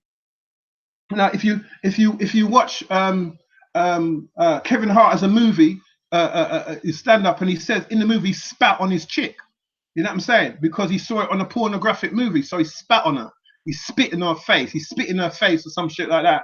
And she said, "I dare you!" Like, "Oh, what the fuck? Are you a madman?" Whatever. But he said, "I saw it on the, you know, it's a big man. I don't know whether it's a joke. Obviously, he's a comedian, so it could be a joke or it could be. But imagine that spitting on your girl because you saw it on a pornographic movie. You know what I'm saying? Because this is what's feeding her. We saying she was wilding out. She weren't having it. She weren't having it. She went into one, bro. According to him and his joke, I don't know if it's true, but it's, when you watch it, you'll see. You'll get it there. You know what I'm saying? So that's what I'm saying. Like it's probably them young girls there. They're trying to outdo each other. Especially enough of the someone in Jamaica, like Alkaline and all them one day, telling them to be a dirty freak, be a junk and all them thing. They're encouraging that type of behavior. But can't do that to a big woman. They ain't gonna have that still. Yeah, if she's got her wits together and she's a mother or whatever and she's mature, fuck, you gonna spit on her, bro? Unless she's a hoe, unless she is a porno. You know, he said he saw it. And remember, pornography is about actors acting, and we've already done the Hollywood effect already. Pornography is actors acting. It's not real sex. You know what I mean? Some of them guys they're with a girl and the pum pum smell high. I've read on the internet. They used to have a lot of these talks about what they went through. I don't know if they're still there. How some of these what used to happen to some of these pornographic actors. Girls with bad breath, this, that, and the other. It's acting. You know what I'm saying? Girl with bad smelling pum pums and man with cheesy food and all that have to go wash their food off and all kinds of stuff. And then have to wear a condom and then have to take tests. And listen, that's not real. It's acting. It's Hollywood. You get what I'm saying? So if you're following that, you're not going nowhere. If that's the sex you're having with your chick or you're having that romantic sex, you know what I mean? That Roman sex, that loveless sex. You get what I'm saying? So as I said, the lips, they're designed for kissing. So kissing a girl on her lips, if you know what you're doing, obviously, if you've never done it before, it's something you're gonna have to learn. If you've never done it before, you're gonna have to learn what real affection is. You don't push your tongue into your child's, you don't put your tongue into your child's mouth to kiss him or to kiss her. So when you think because you're having sex with that person, that means that's what you got to do. So I don't see that. I don't see why you have to, why that's kissing. You know what I'm saying? But again, like I only, as I grew older, I learned this, innit? And then I stopped doing it. And I feel kind of like, so I don't understand how some young boys, this is another madness as well that I've seen on the street when I used to work. A lot of youths, they don't want to drink from each other, but they will kiss each other with their mouth inside their mouth. They don't want to drink from their sisters or their. Say again. A lot of youths don't want to drink from their sisters or their brothers or their mothers or whatever. They won't drink out of. They won't share a drink. Yeah, like, you know they're talking about. Right, it's what they call you know what they call it? Backwash. They sky it because they don't want no backwash, isn't it? Yeah. So we talking about they kiss each other though. Yeah, but then you go and kiss an absolute stranger chick. Oh, you a girl. This is your mom. You want to sky a drink from your mom. You want to sky a drink from your sister. You don't want no backwash from your sister or your mom, but you then you wash out the girl's mouth with your tongue. And she's a stranger. You understand what I'm saying? Do you get what I'm trying to say? Because we're not truly understanding what I go on. You know what I'm saying? It's like, oh, you're taking the fun out of it, or no, I'm telling you, this is how it happened. You cannot be saying I'm not going to drink from my own DNA, which is my mother or my sister, but then I'm gonna swallow the DNA of a complete stranger because she's a girl or because he's a guy that I like. So you don't like your mother then. So you're not gonna drink out the same glass as your mother because you don't like she. What you like is stranger. You don't fancy your mother. Is that how it works? You don't fancy your mother, so you're not gonna drink her backwash, but you're gonna drink the wash at the saliva wash inside that girl's mouth or inside that geezer's mouth. Yeah, don't make sense.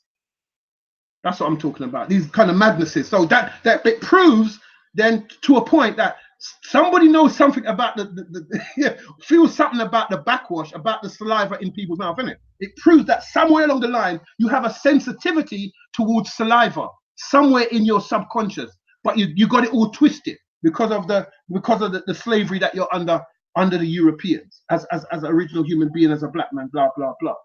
You understand what I'm saying? So it's difficult, you know what I'm saying, to not call kissing someone oral, because oral is about the mouth.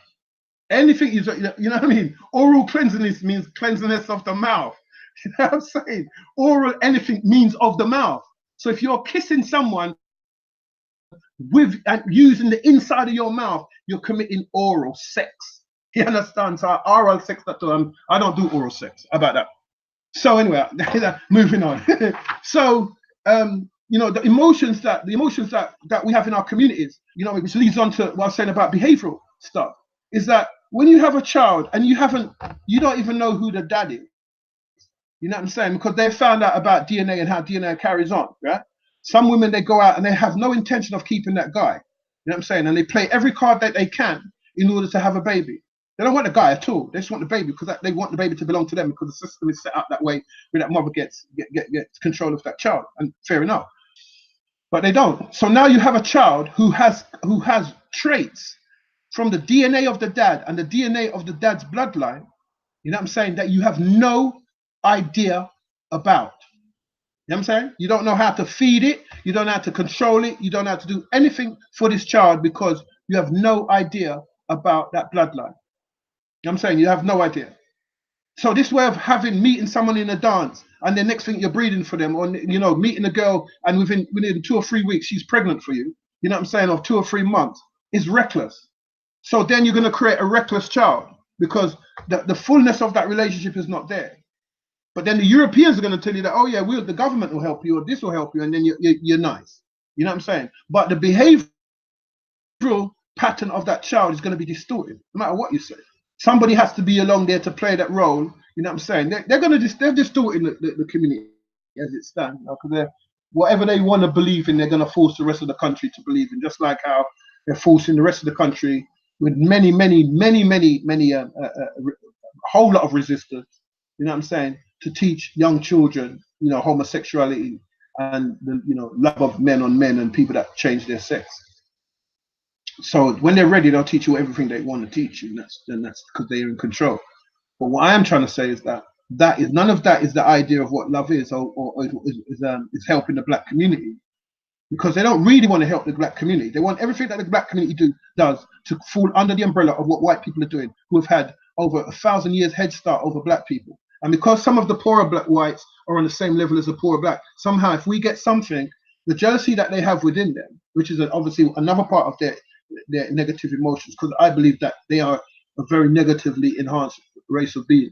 You know what I'm saying? They're gonna be envious or jealous of the. There was originally, if we could jot down some of the stuff that our parents, the first set of Windrush parents came when if we could jot down some of the stuff that was happening, not this generation of immigrants, or the last 2 generations, not that, the first generation, if they could jot down some of the stuff, what they had to go through, and how white people was envious of their dancing, and was envious, they had to bring white people into their parties and bring people into their social gatherings, white people, because they had never seen this type of camaraderie before. They was used to the pub and that type of sit down and look at each other fight. You know what I'm saying? This was years and years ago. They act today as if they've always had this type of energy, because they're doing our dances, they've got clubs, they've got the discos or whatever. They're doing what we brought here. You know what I'm saying? Like now, today, over the last, say, I'd say 30 years. You know what I'm saying? 30, 40 years. They start to develop more like us in that kind of way and make out like they are the champions of it, as usual. You understand what I'm saying? So we don't have we're not getting that understanding of love from them. You know what I'm saying? They're getting it from us, and then turning it on its head and giving us some bullshit back. That's about who they are. You know what I'm saying? You know what I mean? That we don't have like the positive emotions say like compassion, because like in love, my view is that they in love. No. First I'll tell you about what some book my daughter sent me. It's about words of affirmation, the five love languages, which talks about 5 languages of love. Is words of affirmation. It's written by a guy called Gary Chapman. Words of affirmation, acts of service, receiving gifts, quality time, and physical touch. Called 5 love languages. This is according. Remember, this is one man writing about it. And when you tap it in on the net, you got all heap of people saying, "Oh, this is about love and all that." So they're breaking it down into these sections as they usually do. You know, they turn anything into a science. You know, good for them if that's what they want to do. Yes. So words of affirmation, acts of service. Yeah. So words of affirmation is like bigging someone up and telling them they look good, whatever. Acts of service is like, you know, cooking for someone, doing things for them, you know, without them asking, or things that they'd like, up their back, or you know, dig up their gut, whatever that they think that you're trying to prove to them that you care about them. It's called acts of service according to them. Receiving gifts, that's giving them something, some presents, which is a whole bunch of girls love that part of the relationship, receiving gifts. You know what I'm saying? No doubt men too.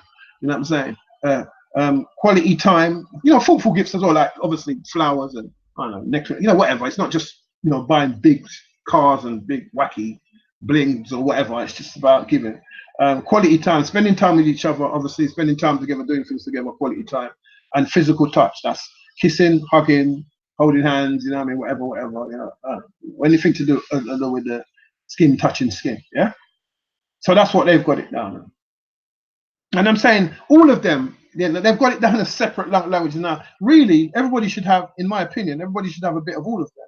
Because that, to me, that is a language, not love language, not separate acts of love, but one love. You know, when they talk about one love, again, like I was going to mention earlier, that's why they kill people like Bob Marley. And I said earlier, John Lennon. Anybody that's to do with love and the coming together of people is the people they go for first. And warmongers like Bush and all these other people, they live to old age. But the people who want to spread love and harmony and balance, the system seems to want to go and kill them. You know what I'm saying? And the more they want to spread the truth, somehow they die soon after that. Like Prince, like he's got his own masters, like Michael Jackson. You know, all these things that keep coming up to show you that there's something strange going on when it comes to real love and harmony and balance on this planet. It can't seem to survive. That means that there's a canopy over the planet that's ruled by negative energies and a negative race of people, obviously. You know what I'm saying? So if there's only one race as a human race, then who is this race? Because then we're not doing the same things. We're not of the same things. So so that's the love languages. Now for me, you know what I'm saying? Love is a thing that you know, people say they love their car or they love their whatever, you know what I'm saying? Or, you know, they love their garden or whatever. But if you say it loves you, then to me, love has got to be 2 ways. It can't be one way. So if you love, say, if there's somebody on the internet that loves, you know, quote unquote, loves Rihanna and wants to show her any of these acts of service, sending her gifts, wanting to spend quality time with her, you know, if they love her and she doesn't love them back, then there's a problem. You know what I'm saying? So love has to be, in my opinion, a 2-way thing. You can't love a wall. If you see somebody, you know, stroking a wall, and you know what I mean, it's an inanimate object, right? So if you see somebody stroking a wall and cleaning the wall and say, I really love this wall, you're thinking, yeah, whatever. You know what I'm saying? If you see somebody cleaning a board and say, I really love this board, or a door or a car, you say whatever, because the door, it doesn't respond back to you. You're telling it something in your imagination, like a Cinderella story or a Roman, you know, that kind of fake stories of, you know, of love. You're telling yourself something based upon your imagination, because unless it can feed back that to you, and then it like, you know, how can it then be complete? You know what I'm saying? How can it be complete? You know what I'm saying? So, but you can remember, in the lizard language, you can say whatever you want. You can say I am the tallest person in the room and only be the shortest. You can say I'm the biggest, you know, person on the planet, and you know, and is one of the shortest. You know, that kind of stuff. You can say what you want. So, and then you can make somebody believe in it or not. You know what I'm saying? Like Hitler, you know, said that white people were the greatest race on earth. He believed that, but it wasn't true. You You know what I'm saying? And people say, oh, Hitler killed. No, Hitler didn't kill anyone. Hitler got the people who had murder in their heart to kill other people. This is what people don't understand. It's not, you can't blame Trump or any of these people, these loveless people like Trump wanting to build a wall. You can't blame him. You have to blame the people that he represents. It's the people he represents that want to build a wall, not him. He can't do it by himself. So the people that voted Trump in are the people in America that don't like people. The same way you say Trump is a racist, then the people that support him have to have racist tendencies. You know what I'm saying? It doesn't make sense because they support him, and you then say he's racist. So the people that support him are racist. You know what I'm saying? Hitler, you know, Hitler didn't kill, not to my knowledge, I don't remember, I didn't hear him kill anyone. You know what I mean? Everybody talks about only Hitler, but not the German people. The people who rose him, the people who gave him that power to do that, they were racist. The Germans were racist. You know what I'm saying? In that sense, isn't it? Not Hitler. So if you can palm it off to one individual, then it kind of you know the same, you know, that same language. You know what I'm saying? It kind of you missed the point basically. It's the race of the people them that are like that. It's the race of the people them that made it law to enslave black people. It's the race of them, not one person. The government wasn't an individual. It's a whole bunch of people. And then it's a whole bunch of people that had slaves, even though there's also, well, 90% or 80% of them never had slaves. It doesn't matter. The other 80%, watch the other 80% have slaves and did nothing. I mean, a black girl had a man in a train station by a collar. You know what I'm saying? And everybody, you know, and he was walking on his hands and knees, and everybody was outraged by it because the black woman, you know, and the man volunteered to be treated that way in the nature of the European who likes that kind of, I don't know, dominatrix child. And she was stopped by the police and they said, well, he volunteered for this. She had committed, as far as there was no crime, the guy said, the policeman said he was a bit concerned. So well, concerned about what? He's volunteered to do this and there's no crime against what I'm doing. But people were staring and like, oh, you know, she's black. And I don't know what they were saying because obviously I can't read their minds. I'm just trying to show you how it differs all the time. You know what I'm saying? You know, you can see something and be concerned about it. You know what I'm saying? But they see, no matter what happens to us, one man gets, you know, 100 shots. If the black man gets 100 shots, put him tomorrow and it's a policeman, they won't blink an eyelid. Like, okay, it's cool because it's a policeman. You're like, you know what I mean? There's probably nothing left of his body, the amount of bullets that's in him, but that's normal because he's police. You know what I'm saying? It takes, as I said earlier on, it takes 2 shots to kill somebody. So when somebody's having to put 6 shots in you, you know what I'm saying? It means they really, really want to kill you really, really badly. Like the boy that killed Nipsey Hussle the other day. You know what I'm saying? So compassion, you know what I'm saying, is an act of love. But if it, in and of itself, compassion is just compassion. It has to partner itself with other types of emotions for it to be love. Because love, in and of itself, there is no emotion called love. It's not an actual emotion. You know what I'm saying? It's an emotion that is called so when coupled with other emotions. So a nurse can have compassion. It doesn't mean she loves every person that she treats. So I'm saying, so compassion by itself isn't necessarily love. But you need compassion to be, I would believe, to be in a relationship, to say that you love someone. Excuse me. You know what I'm saying? You need affection. You know what I'm saying? You can be affectionate to someone for, you know, at school, as your children, and all that. Doesn't mean you love them. You know what I'm saying? But you know, here people say, I love my children. You know, you instead say that, you know, as a oh, I love my, you know, but just using affection a lot, and they will use patience as well and tolerance. So they're showing, a teacher usually shows these aspects of love. That's why you'll get children saying they love their teacher and buying stuff for their teacher, you know, wanting the teacher to be their mummy and all that kind of stuff. Because 9 times out of 10, a teacher shows a lots of the qualities to do with love. You know what I'm saying? But not necessarily love 31 kids in his or her class. You know what I'm saying? You need empathy. You know what I'm saying? These positive emotions are what you're needing when you're talking about love. So if you cannot be getting thump up in your face and then be saying that you love that guy, that means your idea of positiveness is skewed. Hate is never positive. You know what I'm saying? In terms of, you might hate, I don't know, somebody stabbing someone to death. You know, it's a way of playing with the thesaurus, it's a way of playing with the lizard words. But yeah, you can hate someone stabbing someone to death in that sense. But if we keep it in its true sense, you can't hate someone and love them at the same time. You cannot show anger and jealousy and malice towards someone that you claim that you love. You know what I'm saying?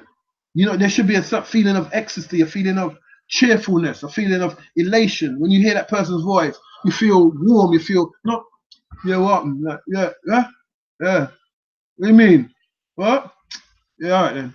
You coming here? Yeah. You going over there? Yeah. Let's go out tonight. Yeah. So, yeah, all right. That's not, you know what I mean? That means to that person that's so tired, or or worn down, or something like that. Person needs a rest or some shit. You know what I mean? Whether it's a woman or a man. You know what I'm saying? Rage and hostility aren't signs of love. You know what I mean? So the government of America and the government of it are not showing signs of love towards the community, because love isn't love making. You know what I'm saying? That's the other part of love. That's another part of intimacy within being with an individual. But in terms of a race, everything that they do, the Europeans do, is about destroying the structure of the family, destroying the structure and the nature of how the earth functions. They're destroyers. You know what I'm saying? So I don't understand, how how people see them in that sense. And again, going back to, it's not every individual. We're talking about them and how they operate as a race, and how their race is supported by other people just like them. You know what I'm saying? Otherwise, they couldn't get away with it. You know what I'm saying? So if you have hostility, you can't, towards your. I mean, we're not talking about momently. We're not talking about, oh, you just got a bit like, oh, you know what I'm saying? Like, just, that kind of. We're not talking that. That's incremental. We're talking about the consistent nature of that person. Every time they pick up the phone, after you've so-called got to know each other, every time you speak to them, for want of a better word, the hostility within their violence, the violence within their words. Sorry, you know what I'm saying? Is not good. But you're claiming that's your girl or that's your man. The way they treat you, like everybody knows about the age-old baby mother syndrome and the baby mother's not, because you chose the wrong woman. You chose a woman that was not based off of you knowing yourself and growing to know yourself. You chose it off of some little testosterone boosting shit that comes in a certain period in life, and you just want to go on there and just mate like a slave. So, and then next thing you know, you got children that you barely know the mother, you barely know the mother's family, you barely know the mother's temperament. So you don't even know what you're looking for in your own kids, because you can't tell what belongs to the mother and what belongs to you. You don't even know yourself that well. So you can't, if you see a child behave some way, you go, oh, why are you behaving like that? And when you look at the outside, from the outside, you look at it and say, you're behaving like that because that's how your dad is. You're behaving like that because you got his genes. So you have to be, you have to empathize if you've chosen that guy. You know what I'm saying? But if you meet a guy and randomly have some character that he has because you met him at the dance or you met him somewhere like that, you're gonna get whatever the lucky bag, the lottery. You're gonna get the lottery, brother. You know what I'm saying? You don't know who the fuck he is, what the fuck he's got in his bloodline or whatever, or the girl that you ain't got a clue what she's like. You know what I'm saying? But next thing, you're having a baby and claiming you're looking after it because you give it X amount of pounds a week.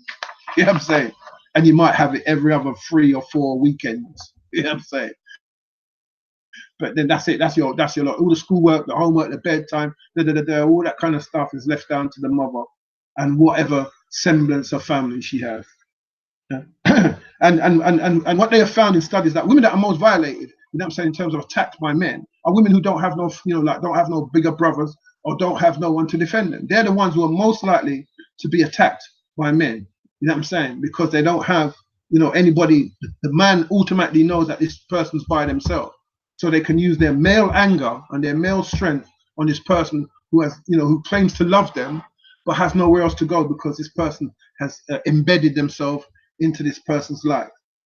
You understand? Because that's what those type of men do. They embed themselves into their prey, because they don't really want you. They want you as some kind of possession. Yeah.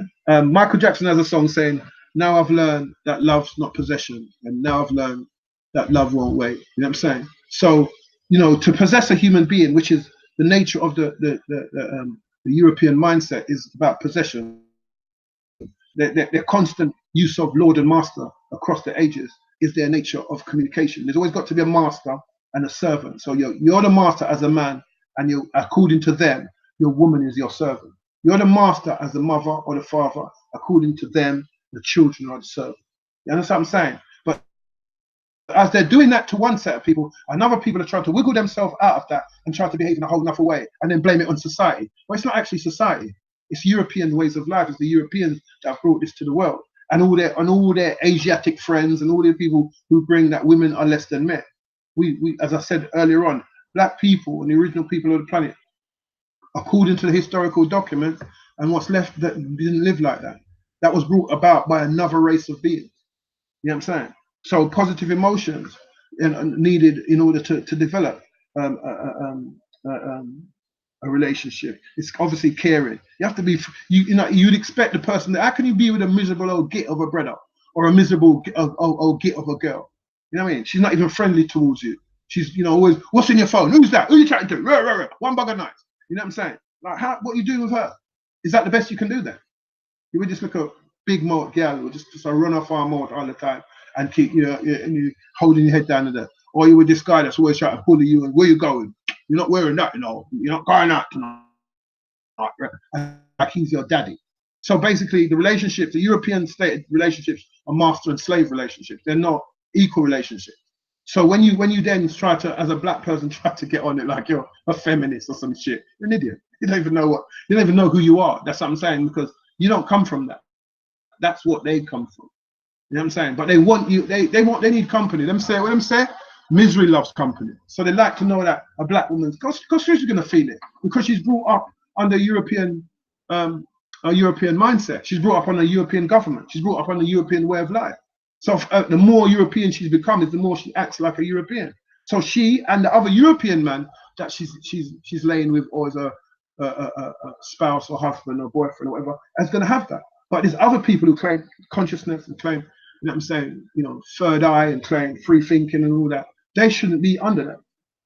They shouldn't have those types of people. And this doesn't mean you got to wear beads or kaftis or you know, big hats or it doesn't mean anything. It just means you have to be a human being. So you could go out, you can enjoy music, you can like nice clothes. You don't have to just wear slippers and sandals to be conscious. You know what I'm saying? This is where it's at. I mean, this is where people are making a mistake. So they want you to look a picture out of the way because you need to be recognized. If they can't recognize you, they're starting to get worried. They need to recognize you for that group. That's why every hoodie type person that's around, even a newscaster on breakfast TV saying that he had his hood up, you know what I'm saying, he was stopped by police. So they're used to a certain stereotype to say, well, you're, you know, even if you don't belong to that stereotype, you know what I'm saying, the moment you dress in that particular way, they're going to come for you. You know what I'm saying? So in America, they teach the middle class blacks, you know, mustn't wear this, got to wear these types of clothes, don't wear hoods. Yeah, you know, dressing these multi-colors so they won't think you're one of them. You get what I'm saying? So they like to know that they can find you. So conscious people should not just be, you know, in a group of people that have got dreadlocks and wear big beads and wear African. They should not just be there. You know what I'm saying? That's silly. Because the consciousness is a culture. It's not a form of dress. It's a mental state. It's not a form of dress. You know what I'm saying? You know what I mean? But I mean, obviously, if there's abuse within that dress wear or whatever, or something that doesn't make sense, then yeah, that's to be questioned. But it doesn't have, everybody conscious doesn't have to join that. Because positive emotions or love don't come from what you've got on. It doesn't come from that. So yeah. Coming up to 10, you know, X. What are you saying? Oh, that was quick. All right, let me give me. We stop at 10, or let me finish at 10. Then let me finish it off. Yeah, cool. Yeah. Yeah. So where was I? Yeah. So the positive emotion. I don't. You know, as I said, I believe that. You know what I'm saying? Compassion, affection, empathy, and all those things are part of a relationship. So the warmer the relationship, you know what I'm saying, and the more pages that you're on and that you support together, a lot of your relationships are fucked. Long time. Ours, me, everybody, lots of us, because we had no template. We didn't know what we was looking for. We go to the dance, a random guy comes up and says, hey, and the next thing he's your baby father. You know, you go to the dance, next thing you know, you're yeah, all right. The next thing she's your baby mother. There's no rhythm, there's no rhyme to it. It's just whatever. You know what I'm saying? And that's a silly way to go about. And it's a slave-like way to go about, and like supporting all these music that just all they're constantly talking about is a girl's fanny, a girl's pum pum, how much girls are gonna. It's reckless. These are reckless people that they're allowing on music because the men have sold themselves out to the other culture. They're reckless and they have no balls. You know what I'm saying? A lot of these men, they're ballsless. You know what I'm saying? Because they're afraid. They're afraid of lots of stuff. All they want to do is enjoy whatever they need to enjoy. So instead of saying, well, we're not playing that music, or we're not doing that. They want to be a part of anything that makes money. It doesn't matter if it's reckless or not. You know, hundreds of guys shouldn't be singing songs about pussy. Hundreds of guys shouldn't be singing songs about killing other black men. How is that the case? And you know, somebody was saying to me the other day, but they mentioned an artist, 6 Lack. I've never even heard of this guy, because the system is not balanced. It's not fair. So it's not put in. It hasn't got places where you can go in terms of national exposure, where other people are, that you can pick up on other people. It just wants to constantly feed you the people that are going to keep you suspended in the world of European mindset, in the world of European consumerism, in the world of European thinking, which is, and their European thinking is about white power domination. It's about dominating the planet with white power. So everything that they're going to invent over the next 10, 20 years, you're going to see. They don't care what you think. They're going to force it on the South Africans. They're going to force the Muslims. They're trying to smash the Muslims now so they can force it on them. You know what I'm saying? That's everything they do. They want to force their way of life on the rest of the planet. That's a colonizing group. They are conquerors. That's why they can eat anything and go anywhere. And they have no true culture. They have no original food. They have nothing. They come from somewhere else, another planet or something. I don't know. Remember, it's my theory. You know what I'm saying? Because you cannot behave the way these people have behaved across the hundreds of years and claim that they're from a human origin. Because the humans that they've gone to, they stood no chance against these people. They wiped them clean out. And that's what I'm saying. Without and that's another thing. People talk about war. You know, we're at war. We're not at war. War is when two separate sides are fighting each other. That's what war is and warfare is. There is no war on our side. The only war that we have going on is between ourselves. There's no when you're in a war, when somebody does something to you, you retaliate. Marching isn't retaliation. So I'm saying, so I don't know what you think you're in. You're not in a war. You're being annihilated. This is what I call a black annihilation process. Your race, you're only looking at, because you're so in yourself, they taught you how to just be about you, the individual. You only see yourself, and then an individual, like, you'll see yourself as African, but you don't see all the other people they're wiping out, the Sudanese, the dark-skinned Sudanese, the dark-skinned the Palestinians. You're not seeing all of this. You're just seeing yourself. I'm African. I'm original. No, the whole world is Africa, as one song once said. The whole planet is terror.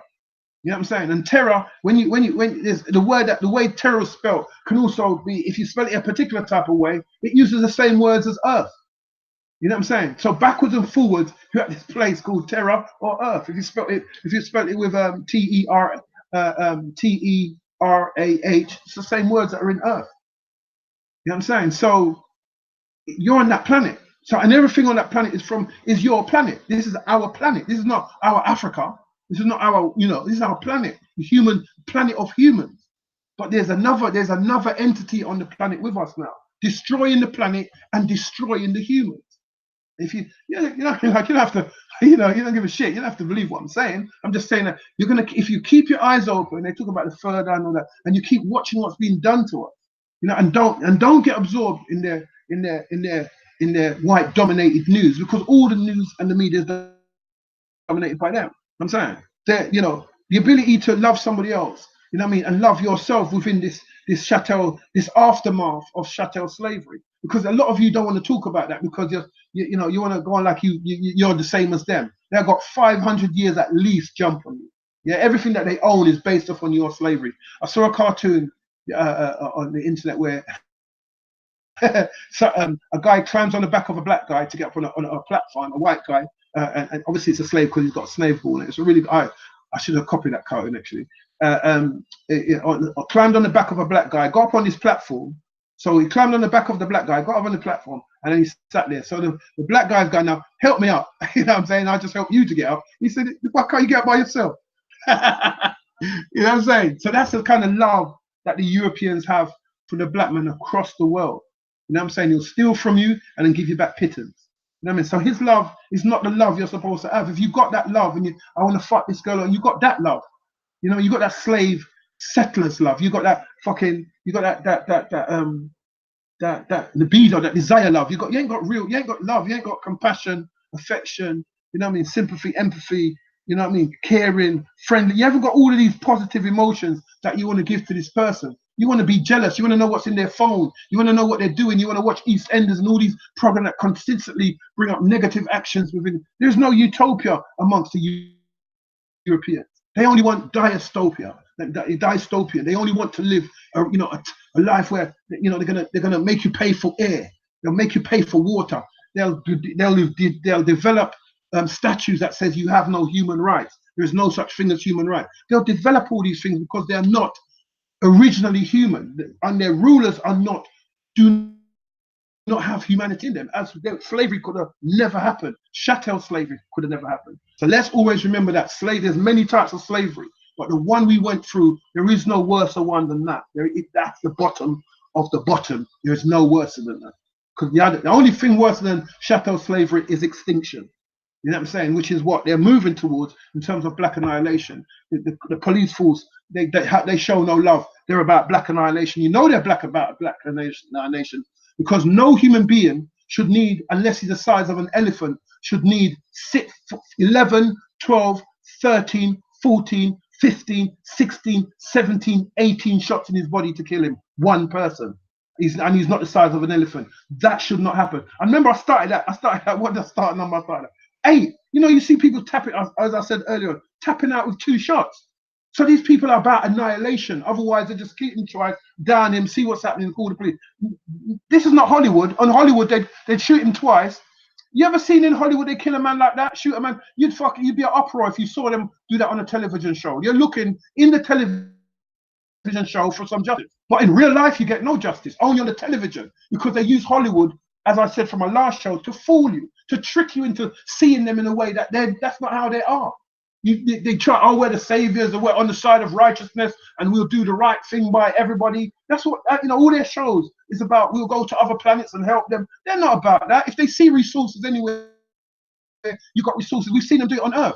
You know what I mean? Brazil, South Africa, you know what I'm saying? America, the West Indies. We see them, anywhere they see resources, they steal it.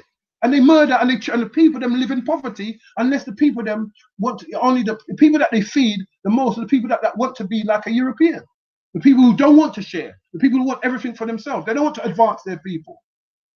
This is what utopia is about. It's about a better class of standard of living when everybody's moving forward. This type of race of being are trying to eradicate one, telling you that the planet's overflowing and stripping this like that when there's people sitting down on billions and trillions of pounds.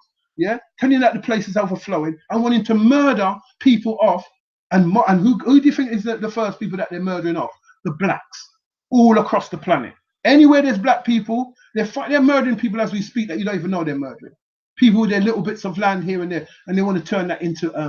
You think if they're clearing a field in Brazil of trees and they find a whole group of people, like a group of say 200-300 people, who they've been living there for the past 600 years and nobody don't know. Do you think they're going to move them? They'll murder every last one of them. Yeah? And some kind of thing.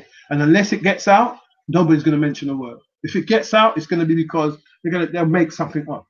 You're kidding me. I don't know at what point you believe that these people have love for us, because they don't. So if you follow their way of life and their way of loving, you're going to have nothing. You know what I'm saying? You're going to end up with this fake love, this pretentious TV Hollywood love. That doesn't lead nowhere. 9 times out of 10, you can't hold on to that. Some people are lucky. They meet someone who they call it their soulmate. It doesn't have to be a soulmate. Just somebody that's like you, that's somebody that appreciates you. You know what I'm saying? Not somebody that you're fucking. Not somebody that you want to fuck because they can buy you a bottle of champagne or they can pay for your dinner. That's what makes great. That's not what makes great humanity. That's not what makes great people. You know what I'm saying? But at the same time, you don't want some guy who's a wockless. You know what I'm saying? You want to trust that this guy's got an ambition. And you want to trust that the girl's got an ambition. You don't want some girl who just wants you to pour your money out on her like she's some special, this is the 21st century. You know what I'm saying? It's changing. Balance the shit out. You know what I mean? If he can take you out, you can take him out. What the fuck's wrong with you? If you can buy you a present, then you can buy him a present. That's how it goes. It's not about them days are done. You can't have them days and not want them days, but still want them days. That's like a madness in itself. You know what I'm saying? If it's love, then it balances. When two people are married and it's love or whatever, they're supposed to share the same bank account.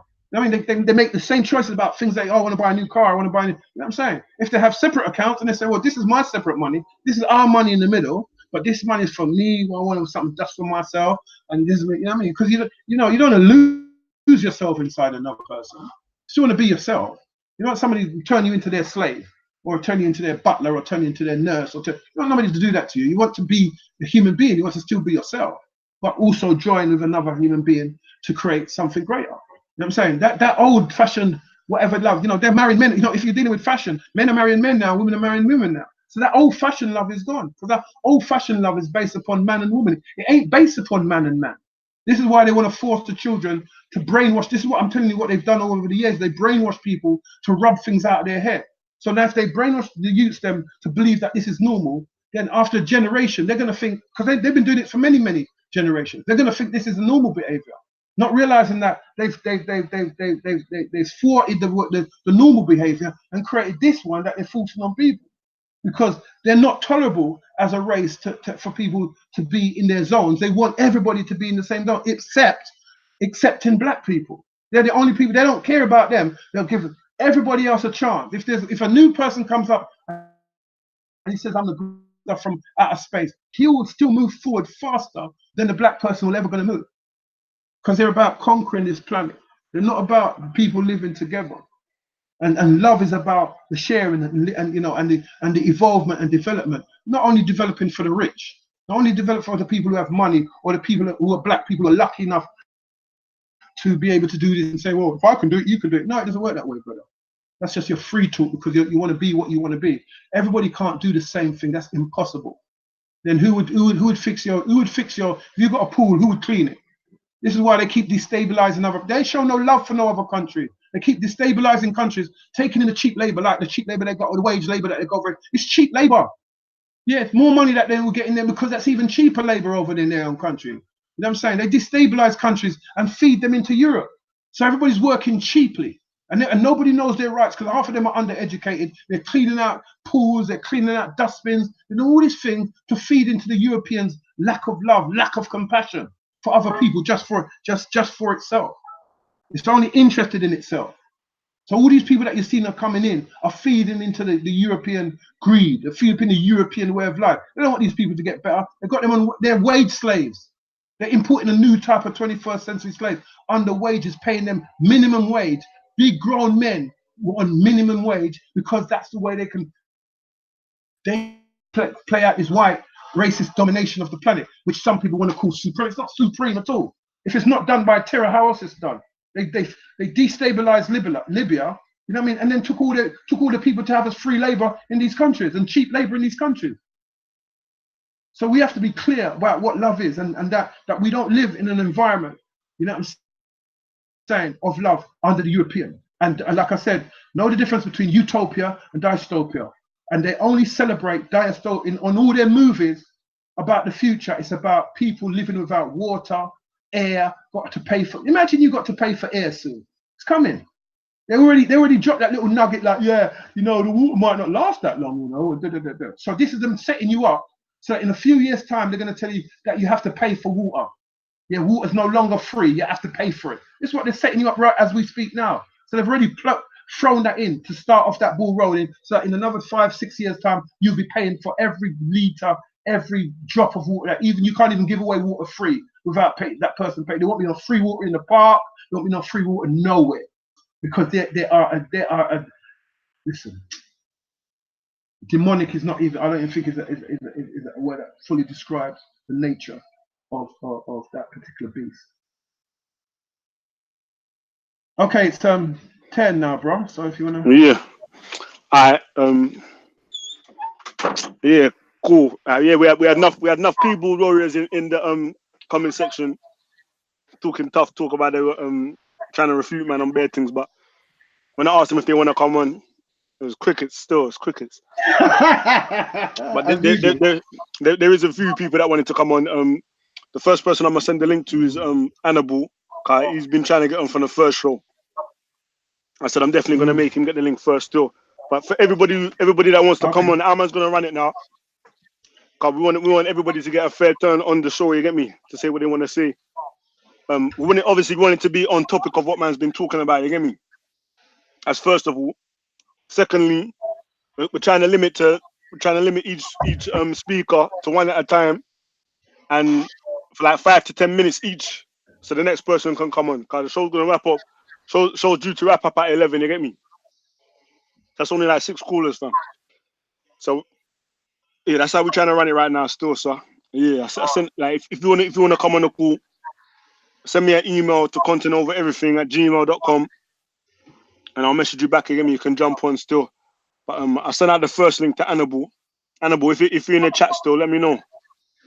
I'll send you the link still. If not, I'll send it out to someone else. You get me? But yeah, that's how man's gonna run it still. Make sure it's on topic. You get me? But yeah, let me see. If in the meantime, if you wanna ask questions in the comment section, just tag me at content over everything so I can see it, and I'll ask a question. You get me? Yeah, that do, yeah. Oh, yeah. I'm saying, and I'm saying like behind the Latin mindset and behind the European mindset, this is where all this is coming from. So the more European minded you become, the more you know you're going to get absorbed into their system as they go through the earth, annihilating the black race. They have no intention of sharing this planet with black people, none. So you can so we can keep on thinking that there's going to be peace and they're going to if they were going to do that, we'd have seen.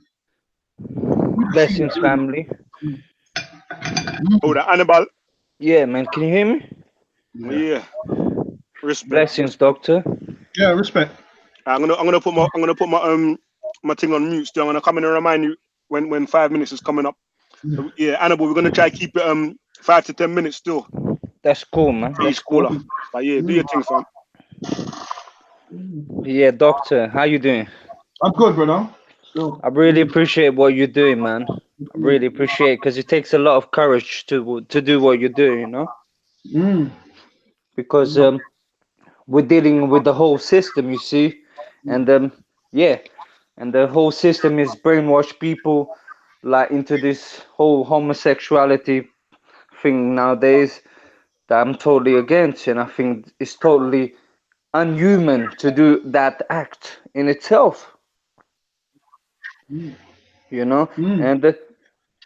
yeah, I say it's not natural, and if they want to do it, that's fine. But it's like they want to force it on everybody else. They don't even want anybody to have a choice. I don't see how something that's supposed to be pleasurable and loving has to be forced on somebody. That's where I'm at.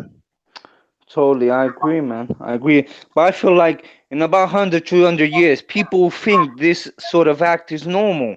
Of course, because they're looking to wipe out original humanity and replacing humanity with an artificial humanity. They call it AI at the moment.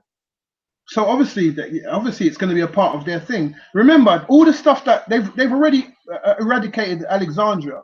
You know what I'm saying? So a lot of the information about if there are other beings, if there are other races, and all the other stuff that was already documented, they've wiped out. You know what I'm saying? They've eradicated information along the timeline, so we really don't know. We're picking up bits and pieces here and there and trying to put them together. Why are we picking up the bits? You know what I'm saying? Why is there statues of reptilian people? Why, and then what they do, they say, oh, it's a myth, and try to play it out as if, it's just some fantasy. When obviously, nobody builds a myth nobody builds great big replicas of fantasies. They build it off of something that they believe in. I'm saying, so and where do they get the model for that belief? That's what I'm saying. That's right, man. I feel like this is becoming like a dystopian system, and it's becoming evident before my own eyes. Absolutely. I'm seeing it unfold before my own eyes. And what I wanted to ask you is about what you're talking about black people, and they've got a lot of them. They seem to have this sort of master mentality, which means like they want to just have children, but they don't want to be responsible for any of them. Where does that come from?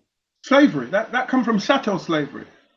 That comes from chattel slavery, whereby they used to the bucks them used to think they were, well, actually it started with the pirates. The pirates used to go around, just having sex with any black woman that they could find, and then count which ones they got pregnant. So I'm saying, and so then it moved on, and these were mulatto children, so they usually end up the head of the house. But then it moved on to create, black men having sex with all different. They moved off of different farms and they became what's known as studs. You know what I'm saying? So they would move from farm to farm and forcefully impregnate women. You know what I'm saying? So a lot of that beating down, banging her and all that force, rupture sex comes from forcing women to have sex with men and men forcing themselves on women in terms of creating these children. And so the children became fearful of the white man because he would beat them and murder them and kill their mums and beat their mums and stuff like that. So we have a great deal of fear for white people, but amongst ourselves we have no fear. So that's why that's why 14-year-olds and 13-year-olds and these young people are killing each other, because the angriness that's in their bloodline without having. Most of these guys are single parent children. So that shows you what the feedback off of this type of lifestyle is, where it's getting you. Most of them are single parent. I'm not saying there's not going to be no normal parent, but they're usually tragically just in the way. They usually tragically got caught up in stuff. But if you keep creating this, even the Africans who had tighter families coming to England, as soon as they've come to England now, they're starting to split. They're starting to split apart. They're starting to live alone. This is something that they're not used to. But the environment, the hostile environment we live in, that pretends to be good morning, how are you? You're welcome. Have a nice day. That environment there is hostile. That's the pretend side of it. You know what I'm saying? So eventually, people are splitting. Okay, That's where I hear you. It's not going to change. You won't. Even when the Somalians come here, they stay together for a little while. Then a little bit of time, and then they become like everybody else. It's really crazy. You know what I'm saying? As soon as it's all right when you hit it and you got your religion and all that. But after a while, if you don't stick to your culture, you just fall apart. You know what I'm saying? And we are falling apart in Jamaica, Canada, America, England, because this is what we're doing all over. We're killing each other all over the world, and they're oppressing us all over the world. They're everywhere across these European nations. They've got prisons full of black people. How can that be so across every continent? That means something else is going on. They're racist. The nation of Europeans seems to be, they're naturally racist. It's part of their nature to be racist. It's like they can't help themselves because they need it. Otherwise, they don't feel like they belong on this planet. No, I agree with what you're saying, Doctor. I've been studying this sort of psychological behavior and why do they treat other human beings in the way they do. And it's just like they don't seem to be human at all, because as a group, they haven't changed their ways. Even after slavery was done, they said, oh, they were selling and we were buying. They never apologized for anything. That's right. But all right. So for instance, if I sell you my goods, so I had just say for instance, just as an example, if I send you my well kept, souped up BMW with crisp and rims, everything shiny and everything crisp and car shiny, engine crisp top notch, and then you come and buy it from me, do I expect to come 2 years later and see it mashed down, rusty, messed up? Do I expect to see it like that? No, I sold it to you under good faith because there was no chattel slavery in Africa. So what the same rules that would have applied, obviously, if they were doing this, according to what people are saying, the same rules that would have applied in Africa they would expect to apply to you, wouldn't it? You give them freedom to get themselves out of slavery, pay them way out of slavery, feed them, not have them eating out of pig troughs. Nobody eat out of pig troughs in Africa, as far as any documentation is concerned in terms of African slavery, according to them. Because there's not a lot of they say that it was there from mouth to mouth, but there's not a lot of documentation about black on black slavery. But according to mouth, it wasn't chattel slavery. It wasn't slavery where a human being was your property, was your thing. You know what I'm saying? Like a handkerchief or a piece of toilet roll that you could blow your nose and throw away. That's what we were. I don't think Africans purposely sold the black people. That's my view. So even if they did buy, nobody expected you to behave that way. Nobody expected them to behave in such an inhuman way, in an unhuman, inhumane way. They lack humanity. They lack compassion. You can't see a man, struggling to breathe, and you got you and your children having a picnic where a human being, you know what I'm saying, is struggling and crying out for help. and you're cutting off his balls in front of your children and claim yourself as a race to be human. We should ask ourselves, are they really human? Do they start at the beginning of humanity, or do they come somewhere later on? Stop asking, stop saying to yourself, oh, we're human. No, we know we're human because we're there from the dawn Yo, of time. Annabelle, are you breathing heavy into the mic, you know, fam? Oh, okay, sorry. I'm on a free hand skit. Sorry. I'm gonna Yeah. mute it. Hold on. Yeah. It's coming up 5 minutes anyway. Man, got some questions from the from the audience as well, X. But Yeah, yeah, I'm gonna make Annabelle finish off asking the questions. Coming up to 5 minutes still. Yeah, I was just wanted Cool. to say, you know, me as a young man, like I'm 35 years old. I'm like looking to get married, trying to look for a wife. But I feel like nowadays there's no real love out there. What's happened is like the women that I meet, they've been brainwashed into thinking, oh, you gotta do this for them, you gotta have a car, you gotta have this and that and this, and you gotta do this for them and that for them. So I feel like they've totally been brainwashed into knowing what real love is. Absolutely. You I know, know. real love should be, for me, is we can love each other and look out for each other. You know, man. For me, that is real love. But these women nowadays, Sorry, they've that bit cut out. Say that again. You cut out for a second. Say that again. yes, I said yeah, I feel like the women nowadays they've been brainwashed into this European way of love, which is buying and taking Yeah. them out and going to clubs or whatever. But that's not real love, you know, for me. So I feel like it's really hard for me nowadays to find a decent woman, you know, that Yeah, knows about real love. yeah, because and also because you haven't got you don't control anything. You don't control the media that is for yourself. You don't have places of sociability that's about yours. Everything is about a rave and paying a license fee holder to drink. There's no way where you can just go and socialize and just meet people on a level that just want to just meet. You know what I'm saying? You have to meet somebody under the influence of alcohol. They got to vomit and get drunk, or you know what I'm saying. So unless you meet them at work, you know what I mean? At 35, it's difficult to meet them casually on the road or on the bus. You know what I'm saying? So you have to have set places to meet them. But the set places are places where you're thinking, well, I ain't gonna know you that way because you're watching about what I'm dressing and if I'm gonna buy you a drink and all. This is not how that's not how it's done. You know what I'm saying? Before they smashed our villages and smashed our way of life, we found a different way of going about finding somebody that was suitable to our character. Now people that don't even care what their character, all they want to know is that they can sleep with her, or you know what I mean, or if he's got money, or da. And even though at the end there's more girls than men, and you're still not gonna you're gonna have to end up sharing a guy. That's why one guy can have so much baby mothers, because a lot of them want a stereotype man, and there's not a lot of that man. So they all, like 5 of them would have the same man, and then blame the guy. But it's actually themselves. It's the depth of themselves that they're not exploring to realize that you want this stereotype guy, and this stereotype guy always has plenty of women.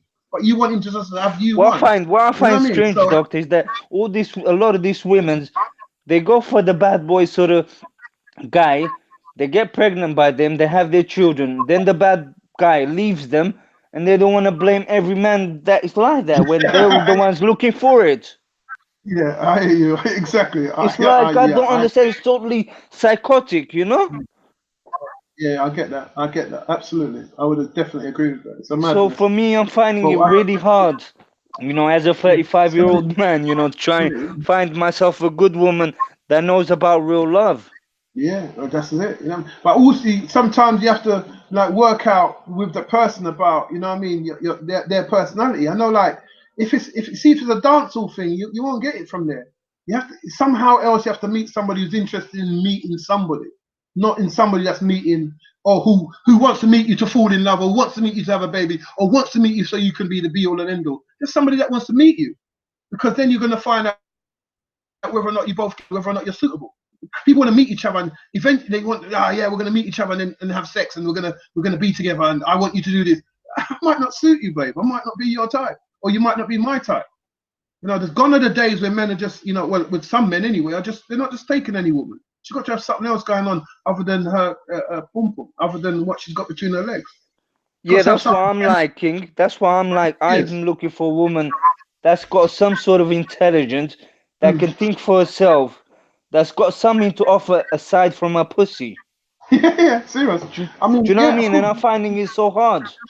Because they advertise in the black world, the people that control the Europeans that control the music industry, they advertise in the back world only, like you've got J. Cole just got a stripper pregnant. So that even a conscious rapper, Dr. Uma Thurman had a dealings, a so-called conscious speaker had a deal with a stripper.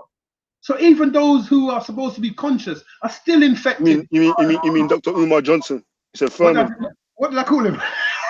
Umar Furman. That's Yeah, sorry, bro. Nice one. Thanks for that. Yeah, sorry, Dr. Uma Johnson. Yeah, he had to deal with this. They all like, even with their consciousness, they cannot resist the law of the constant repetition of what they want you to be attracted to. Sooner or later, you want to be attracted to that stuff. You're a conscious lecturer that goes over the world, and yet you had an affair with a stripper. I want a regular basic chick. In terms of mentality, no disrespect to her, but in terms of mentality, it's like this is basic. So how did you end up there, brother? So it shows you what the constant barrage of sex and batty and gyal and the music. It shows you what it does because Even you get a lot of these women nowadays, they want you to fuck them in the ass, and I find that sickening. Well, we was talking about that earlier on. Yeah, That exactly. is sick. That is not normal. Well, that's what I'm saying to you. All of that has been introduced through the European mindset. This is not something that we talked about, say, 20 years ago. It wasn't. It just found its way there because they used everything that we listened to, and they made all the little collaborators and integrators in America put it in the music, put it in their comedy, put it in every media that they have. So how we think it's normal. There's not a comedian. There's hardly any comedians. Only maybe a couple that were black over the last 10 years that weren't talking about oral sex or anal sex. Or you know what I'm saying? There wasn't hardly any. So it was a constant barrage in every media that you went to. So till it starts to become normal to hear, yeah, you suck a dick and suck a dick and suck a dick. Yeah, and she sucked my dick. As I said, recently even on Netflix right now, my boy's talking about spitting on his own girl. You know what I'm saying? As a joke. So it just shows you if everyone, because they know how to control, they control.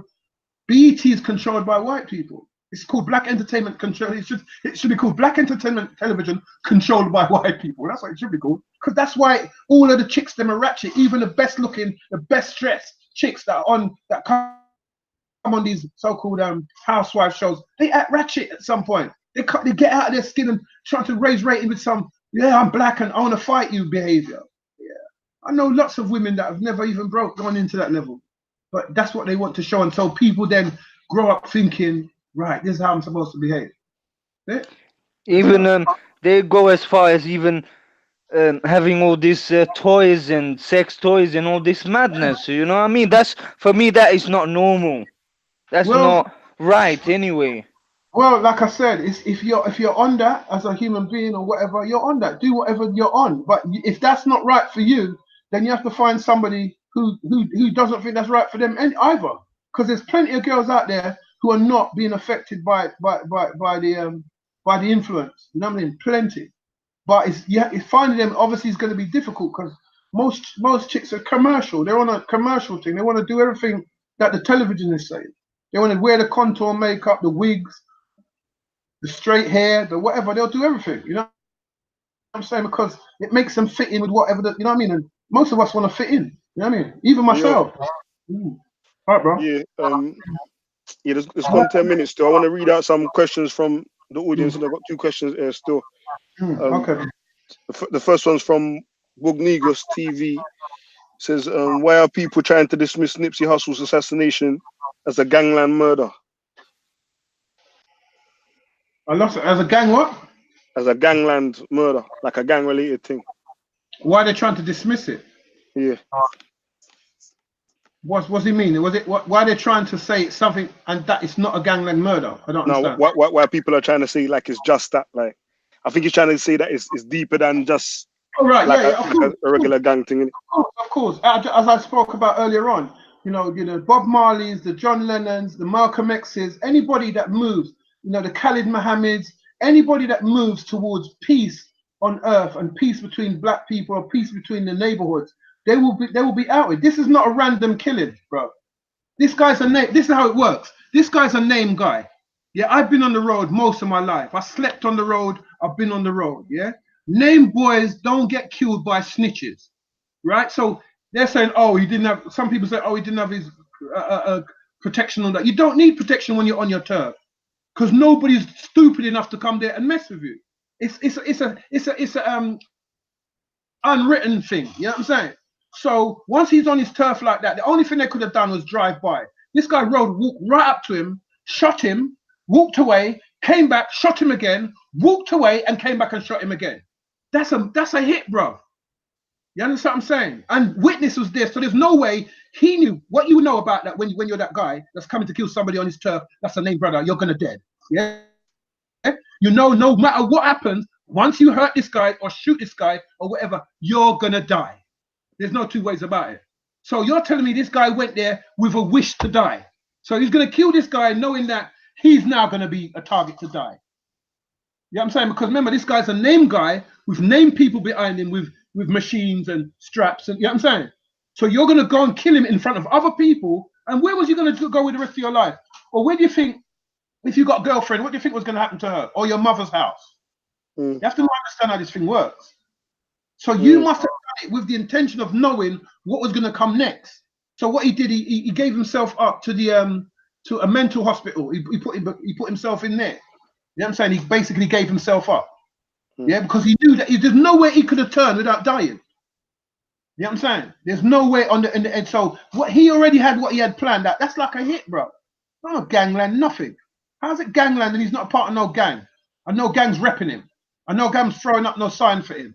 Why is it part of gang? We know, you have to know how it works. Nobody kills a name guy. You never see a name guy at no ends in Brixton, Harlesden, Birmingham get killed by some regular dude. That's a snitch. On no ends. You understand what I'm saying, bro? So the idea that it's some regular guy, it's not. Somehow somebody put him up to that. Yeah? If he was a snitch, that means he worked for government. Government is the ones who put the people them in black power. These are the people that put snitches in the community to watch. People, the people who use their snitches to shut down people's clubs that's working. They put their snitches to mess up ganglangs that are trying to come together. They put their snitches in amongst them to fuck up that reasoning. What are you talking about? These people don't know nothing. Yeah. I've got a next question. Yeah, the next guest is in. I'm gonna ask the next question still, but yeah, Annabelle, your time's done still, cause the next guest is in there still. So respect, Annabelle. Yeah, blessings. It's cool, man. I appreciate your time, Doctor, and I really look forward to hearing more of you. Okay. Respect, brother. Nice one. Respect. Brother. Keep up the good work, King. Cool, G. The next question from the audience is from Tanvir Chima. He says, what evidence does he have that black people are going to be wiped out? Africa's population is booming. How's it booming? How's it booming?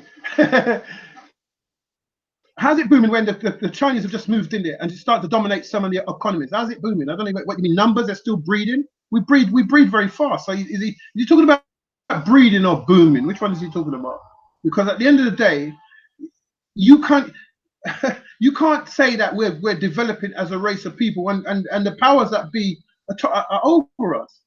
You know what I'm saying? It's obvious that that's not happening. The Chinese are going to be the next mixed race blacks. In 20 years, this doesn't require evidence. You know what I'm saying to you? There's evidence that they did it. The thing, what's the name? The building, the plane went through the building on film. The plane's nose went through the building, which is impossible as a plane. 9/11. So there's evidence there, but that's not true. But nobody wants to believe that. The evidence of the JFK. So if you just want to go on evidence all the time and not use your brain and watch the patterns and how they come and how they work, it depends on where you are. If you just wake up and just hear me talking and say like you didn't hear the rest of what I said and jump in there, it means you're lacking certain information, bro. This means you don't know enough. Because if you look at what's happened, you know what I mean, across the ages, you can see that they're wiping us out. Sudan, they had a massive just wiping blacks out, calling it some type of whatever, wiping them out. They had one in Serbia, all the dark people are getting wiped out. Are you kidding me? You know what I'm saying? If you can't recognize that, I don't know, they're killing black guys. You're saying that, oh, so all they do is they put 18 shots in one black guy as a police force, and then tomorrow it'll be right. Then we'll just replace him with some misbegotten, child from, some tattooed chick, I'm saying, some gangbanging guy, and then it's replaced. And that means it's booming, because we keep replacing all the dead people with really more dead people. If you cannot replace the people, then you know what I'm saying, with living people and not other people that are living to die. You know what I'm saying? Then how is it booming? How's it booming? I don't understand how it's booming. The Nigerians, there are millions of them all across the continent. They're leaving America, they're leaving Nigeria in their droves. You know what I'm saying? Places like Uganda are a little bit more stable, and you know what I'm saying, or whatever in terms of that. But in Nigeria, Jesus Christ, they're everywhere. France, Germany, Italy, Greece, they're everywhere. Japan, they're leaving it in tens of thousands every year. They're leaving that, that's how much they're breeding. But they're not coming to these places and establishing African regimes. They're fitting in, they're mixing in with whites, they're becoming like them, whatever. So what they don't understand is that when you mix, when mixed race people mix, they don't mix and then mix back. They tend to mix with their own. That's why the Brazilian who used to be dark skinned, like darker than me even, is now light skinned. I look at a light skinned Brazilian and say, oh, that's a Brazilian. But if you go back even 50 years, most Brazilians were dark. You know what I'm saying? They were dark skinned. I'm not saying there was no lights there, but the majority of them, now the majority of them is light. The whole of the Brazilian football team is mixed race. The Spanish, it's the same. And you look at mixed race people and you just call them by their cultural definition and not by their racial definition. They're not Spanish. The Spanish you see over here, they're mixed race. They're not Spanish people. You get what I'm saying? They're mixed with black and white. They're mixed race people. But because they speak Spanish, you're saying, oh, that's a Spanish person. And they all look like that. No, they don't. If you go to places like Cuba, Spain, you see the darker than me, true African people that are there. You know what I'm saying? I've been there, had generations in that place long before these light-skinned people came about. Portugal, all these places, they're just slowly breeding you out. And then once they breed you out, they keep breeding amongst each other until they become almost white. The same with the Chinese. The yellow-skinned Chinese no longer dominates China. It's the white-skinned Chinese that dominates China. Those is what I'm using. If he's asking me what evidence, those are what I'm using. If you look, if you come to England now, you can say that darker skin must be a poorer mentality, or other darker skinned people must prefer China, because 9 out of 10 Chinese people that you see over here, they're white-skinned Chinese. They're Caucasian-skinned Chinese. They're not yellow. They're not brown. They're Caucasian in skin color.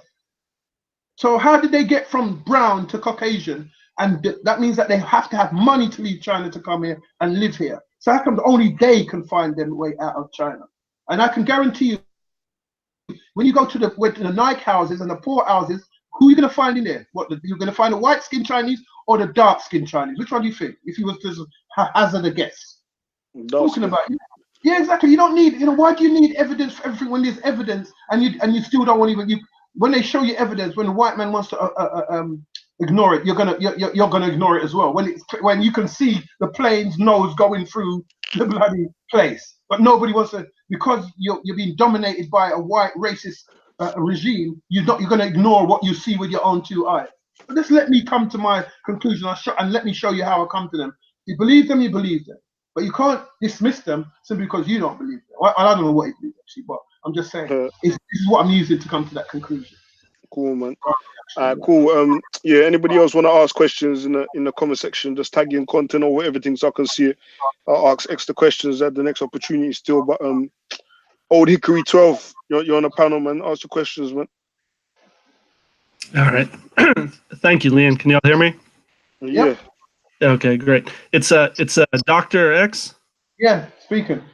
Okay, I have to, peace and love to everybody. Yeah. I have one question for you. I got to give you a bit of a hard time. Where did you get your doctorate from? I'm not. If you look at the spelling of my name, it doesn't allude to being a DR. Okay. I was just curious if you felt a little silly putting that name out there when compared to like actual doctors or ones that. I haven't put that out there. You should feel silly for not reading my name first.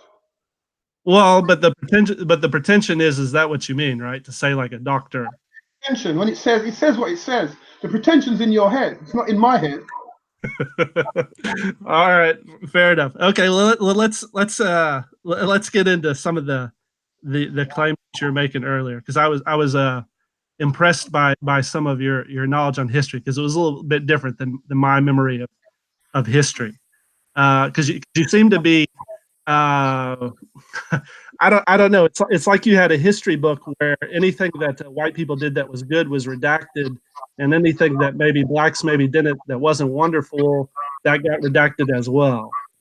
And so I was just curious how that could come to be. Because white people are racist, and I'm saying and it's not good for them not to give no quarter. You know what I'm saying? And for black people consistently, every time they want to speak about something, they have to give quarter to white people, and they're not doing it to us. So I think that you should have a moment in time where, like Dr. Amos Wilson or Naya Matbar did, because those are the people that I would have followed. You know what I'm saying? And speak for yourself.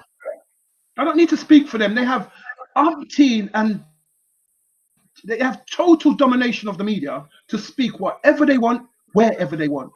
We don't have that. So that's why. Why do you talk? I'll ask some specific questions on history in a second, but I was curious.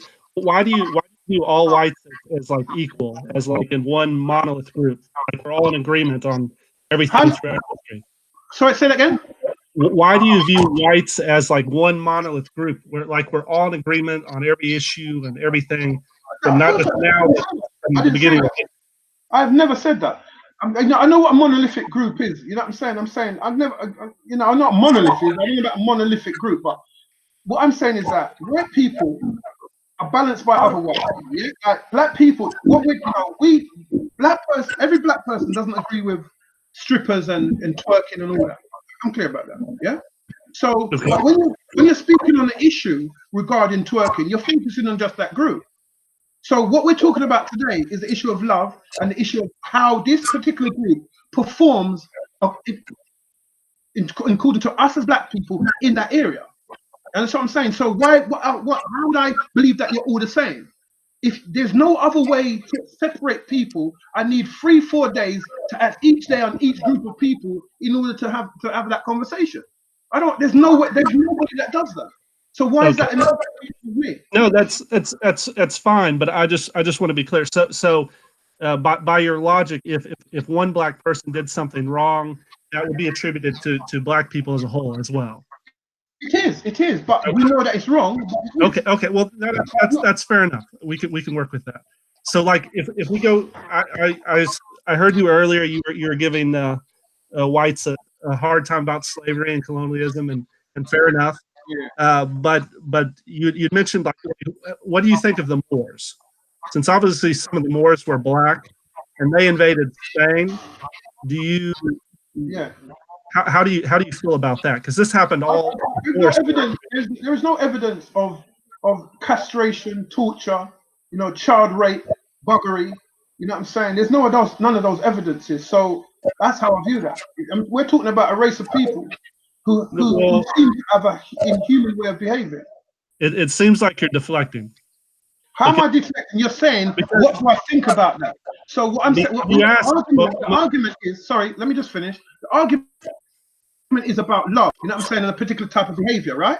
So why would I now go? What, you want me to go into something else? How are you loving Spain?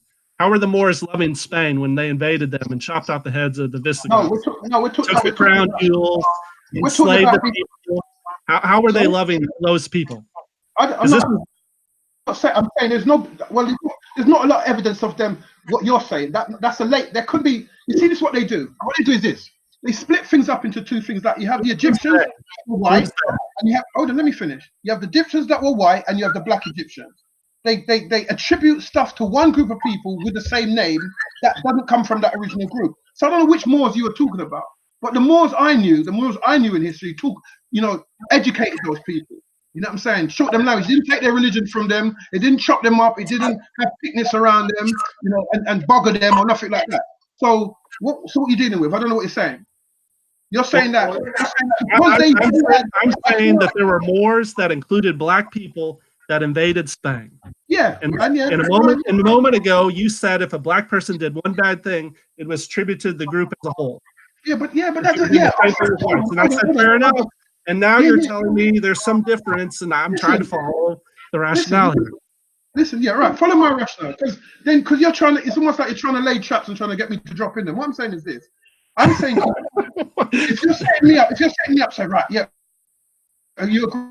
I'm just saying that's what people do. I didn't say it has to be attributed to you. I say it's what people do. Yeah, they attributed all blacks. When they say black people, steal or black, that's what they mean. They attribute it to them. It doesn't mean that it belongs to them. That's the point I'm making.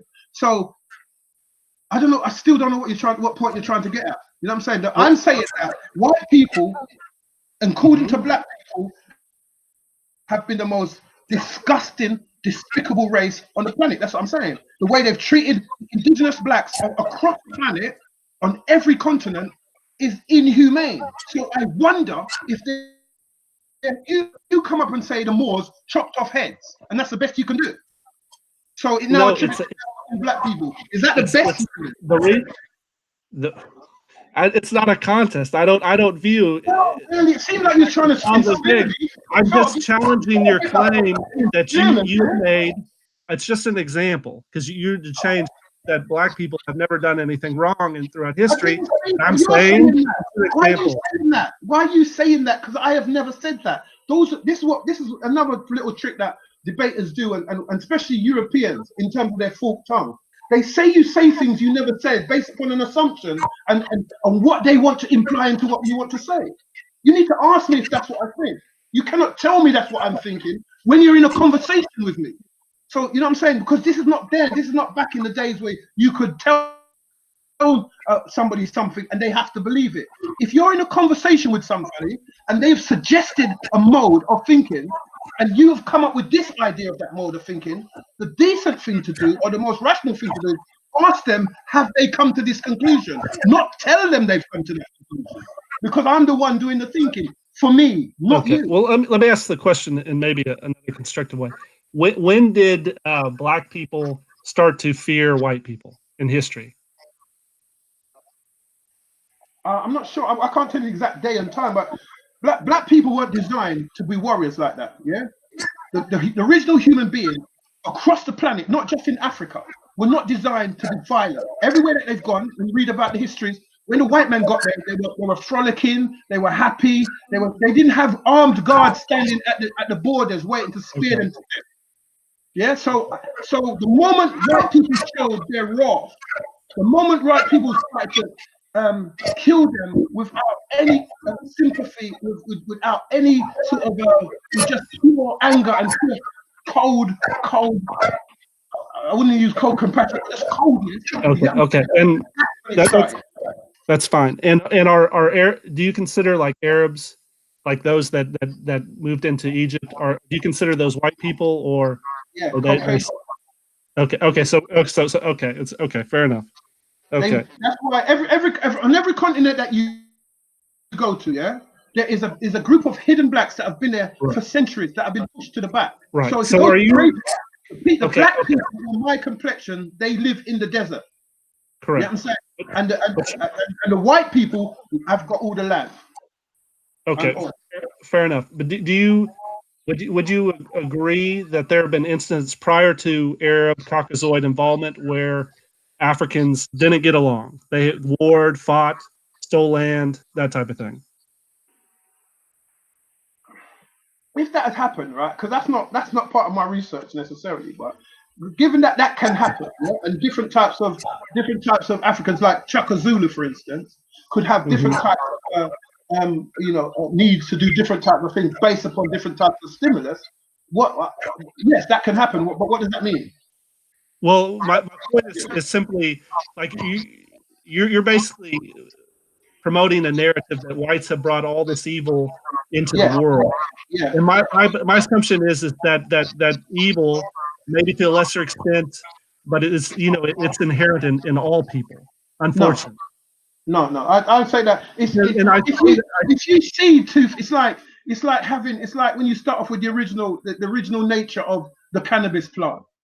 You know what I'm saying? Like it's got certain, it was able to balance itself out with certain levels of THC until somebody, a man, you know what I'm saying, implied itself into that plant and created all these different strains. I'm saying that the human being that lived in utopia in Egypt for over 10,000 years wasn't and didn't have a prison, and when found in food, they found that the people who were on the lowest level was eating the same food as the people that was in the castle. I would suggest that wasn't the same type of human being that's around. Okay. Are you? So one sec, Old Hickory, just to let you know, man's gone past 10 minutes, you know. If you want to keep the full guidance on you. One last question, because he's on it. One last question. And then all right. Cool. Okay. I don't, there's so many things. Okay. What is it you're trying to get? You're trying to. Well, I don't throw me into a place where I say. I think that my criticism would be that a lot of statements that I would consider wild or exaggerated statements are made that aren't consistent with what has happened in history. Absolutely, but you can say that because you're going to want to come up with something else and put your own spin on it. So here we have two people telling two stories about their interests and their research over the years, yeah. And your interest in your research, you've come up with this. And your interest in research. The difference is the difference is my history books are in the nonfiction section, and yours appear to be in the fiction. Oh, you see, so this is what I'm saying. So now, what you need to do is then be rude. You know what I'm saying? And that's fine. Well, but if you want to say, I'm getting cut off, so I don't know precisely. I understand. You need to be rude to be cut off. That's your. I'm saying to if I'm in the fiction and you're then you know that you're right and I'm wrong, and that's the end of the story, isn't it? Well, I'll give you an example that we just fact checked. Like earlier in the conversation, y'all were talking with regard to slavery, and the claim was by one of the callers, and you agreed, how come nobody ever apologized for slavery? Well, in fact, in the U.S. in 2008, the Senate did publicly apologize, and then the House of Reps the next year, 2009, and then 9 states have as well. But that's not challenged, and it goes on through like nothing happened. Are you white by any chance? Yes, predominantly. Right, so these because you have a different. We're not the same race and we're not the same species. And when you're deep into being white and I'm deep into being black, we're going to see things differently. Well, that's hold on. Let me finish that point that you're saying about the apology. Okay. When he means that, he doesn't mean apologize literally. That's not what he means. He doesn't mean a fake apology on paper that amounts to nothing. He means that something that is tangible that we can see throughout after the moment that happened. That's what he means. He doesn't mean literally, oh, I'm sorry. That's not what he means. Yeah, so I know that, and people like me would know that. You wouldn't know that because you're white. You're going to take it literally. Oh, they did apologize on the 1st of the 5th of 1970, and on the 6th of the 7th, and the British in 2000, they did a whole thing about apology. Yeah, we don't see nothing that says anybody's apologized. We don't get no reparations. There's no time to ourselves. We've got no schools of reparation. We've got nothing. So your apology, the apology is almost mute. Or mood. It's almost like none. It's just a joke. It's like me stabbing a woman's husband today and going, "Well, I'm really sorry about that." And then people go, "Wow, he apologized for brutally murdering her husband. Oh, we're so grateful for that." Is that really what you think the gratefulness will come from? So that's what he means. In case you misunderstood. Okay, but I'm saying is that okay? Well, then it's a misunderstanding. There's a big disconnect in conversations. You'll see some of those issues come up. Like in generally, I'm not even in such disagreement. I mean, I'll be the first to acknowledge there are things, ugly parts about history that the whites have done, or America has done, in Western civilization. But on the other hand, it's their nature. It's not what they've done. It's what they're doing and continue to do. It's not. Okay. It's done it and it's different. They're the same people. They're still killing blacks. One policeman in front of the rest of the white world will put 16, 17, 18, 19, how many shots he wants into a black man, and nobody bats an eyelid. And this is done by the government employee. It's unbelievable that a human race claiming itself human in this time, with the apologies about slavery, can put 12 shots in a little boy, can pull 15 shots in one human being, but never put the same amount of shots in a white man. 2 shots, 3 shots tops he's getting, and he's stopped or he's dead. 16 we have to take, 11 we have to take. We have face down in the ground. We're still taking shots after we've got the first 5. We still take another 5 more. What kind of people are you? You know, what kind of people do you not produce that want us to be these violent people and then commit such horrendous acts and think it's normal? This is what I'm saying. So I believe that racism in the white race is natural, because you can't help yourself. Everywhere you go, you leave. Everywhere black people are across the planet, you leave behind desolation and poverty. Everything we touch that belongs to us, you don't leave us in no. We have to struggle and fight to come forward after that moment. The Indians, the Aborigines, the Taino Indians, the Seminole Indians, the Canadian Indians, everybody you touch, India and Pakistan, everywhere you go, you desolate and split and leave poverty behind. That means you're naturally like that. Otherwise, you'd only got one place to do it, and the other people go, yeah, no, we shouldn't do that. And somebody over there, no. You know, it's only one guy over here stopped the British from wiping out the entire race of people in Australia. You understand? That only left 300 people out of how many thousands of them? Because they don't fight back. That's what I'm saying about humans. The human designed that way. They didn't have soldiers waiting for you lot to come. So you just annihilated them. That's what you do. That's what white people do. And I know it's not my next door neighbor. I know it's not my friend down the road. I know it's not my brethren that I went to school with. I know it's not him. But we're talking about, you know, you're saying the generalization. That's what we have to talk about. I can't separate them. I don't have to separate them into this group and that group. It's white people. And that's a generalization. If you can't manage that, then what's the point of talking?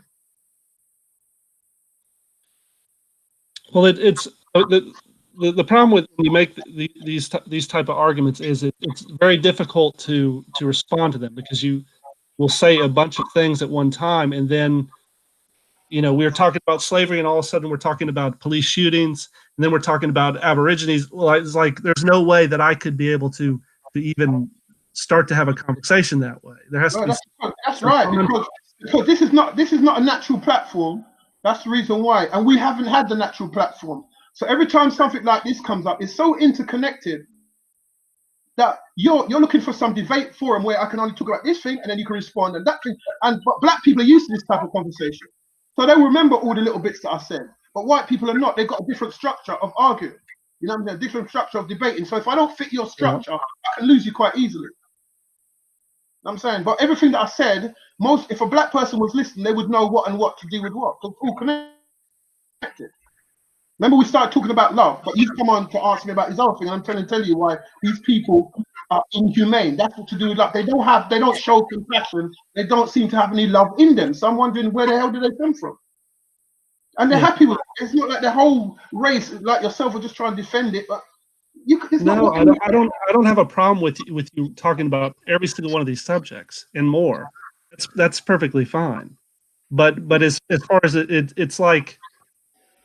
It's hard it's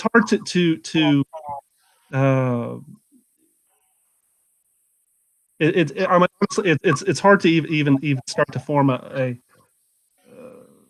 discussion on because of how you're looking at it as in a continuum, as if all people or individuals are the same. And it's just my personal experience is people can be quite different even within the same racial group, and so there may be similarities, but you want to take it that way. I've explained myself that way because it's something you want to say and you can't. I've already told you that it's not like my brother. I know it's not my brethren. I know, so that should be enough. And if you're intellectual, that should be enough to show you that I know. I'm quite clear that we're not all the same. They're not all the same group. They're not all the same people. You know what I mean? I've got mixed race people in my family. I understand that, but that doesn't stop me from talking about them. That doesn't stop me from talking about them as a group. It's the group we're talking about, not the individuals within the group. I want to know why their governments and their soldiers and all these people have been so cruel. You know what I'm saying? Over the many years, and still being that way. So I'm asking a question. Even it's not. I know it's not you. I know it's not your next door neighbor. Well, I don't know. But you know what I'm saying? That people that are obviously, oh, I've never had a slave in my life. I've been working class all my life. Okay, well, but if we talked in the context, like if you'd said, like we're talking about slavery, right? And then I would maybe said, well, we did have a civil war over the issue of slavery. So we have it's not like nothing ever happened. You're making the assumption that people just didn't pay attention. Things were happening. Yeah, you believe all this stuff. Is whatever is done is sufficient. Well, no, of course it's not. Absolutely not sufficient. And also, you read into this stuff about, and when you look at it closer, when you have a closer, not the commercial idea of what the Civil War was about. It was about money. It had nothing to do with the slaves. Sure. It was money. But slaves was just a part of it. At that point in time, you can't separate the two. The slavery was a part of the economy. There's no way to look at it that way. I mean, you can say that, but it's slavery was commerce. Slavery was commerce. That's fine, but they didn't war over slavery. They didn't war over my rights. They war over the right to make money. That's not the same as me. They didn't care about me and what I felt. They didn't war of After that, I had to have a separate tap to them. How could they be warring over my rights? And then after that, I had to drink from a separate tap. I had to go through separate doors from them. I had to sleep in separate places from them. They weren't warring over me. Don't be silly. You can't use this. Is what I'm saying to you, that you can't use these type of examples, because now, as time has gone on, there's much more information about what happened. So your peripheral and commercial information doesn't hold. So what I know now becomes fiction to you, because all you know is the peripheral and the commercial stuff that's out there to help you to feel better about yourself. Like a guy said to me the last time I was on, that Indian scout. I said to him, no, they didn't. It was a white man that started scouting. You know what I'm saying? And then but in history, he blames the Indian. He blames the Indian as a savage, yet the Indian took him over and fed him and nursed him back to health. How could that have been a savage? But then you went and you start to chop off their heads and kill them in their sleep and give them diseases, and you claim yourself human. I don't think so. And obviously, individual, I'm talking about them as a race and how they behave across the continent. So they're unhuman. They're inhuman. That's what I'm saying. I don't feel that they're an alien race. Okay, so it says love hypothesis. Okay, so whites are not human. So Neanderthals and Decennidops, or I don't know how to pronounce it, but those other hominids, they're not humans either. The only humans are. I don't know where they come from. Hypothesis. That means everything ain't spot on. I don't know where they came from. There's so much information about them all over the place. You know what I'm saying? Anthropological and whatever. Okay. I don't know. You know what I'm saying? The Neanderthals, according to some of the information, Africans don't have Neanderthal blood in them. So that means they do not, unless they with some type of or something. Typically, that's correct. But okay, right. So taking everything as you said, and you're saying that whites can't help ourselves. That's right. What doesn't seem that way? No. So what are you're advocating some type of black nationalism? So you want? I'm not advocating nothing. Did you hear me? This is what you lot do. You always need to come to a conclusion and make your own mind up.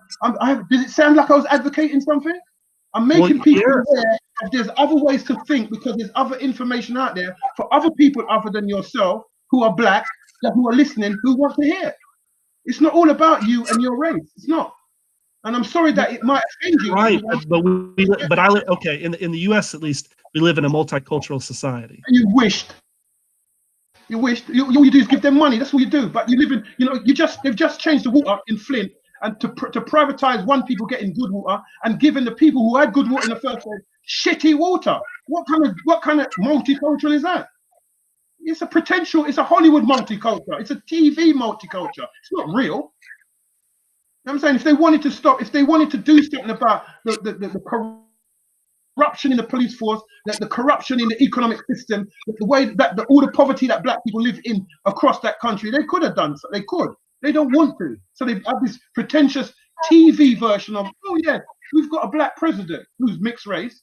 You know what I'm saying? And who can't do nothing for black people, but can do specific things for homosexuals and transgender, but cannot do nothing specific for black people because you're multicultural.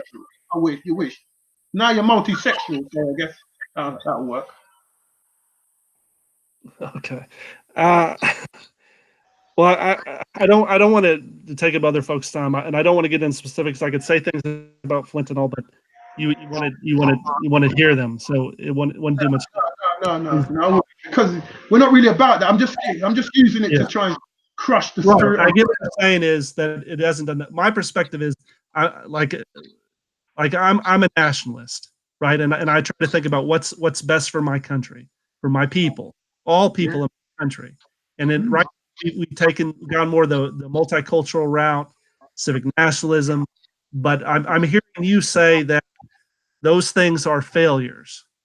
Yeah, and fake. Yeah, they're right. And because if you said, because we just can't help ourselves as whites, we're going to continue to make these mistakes.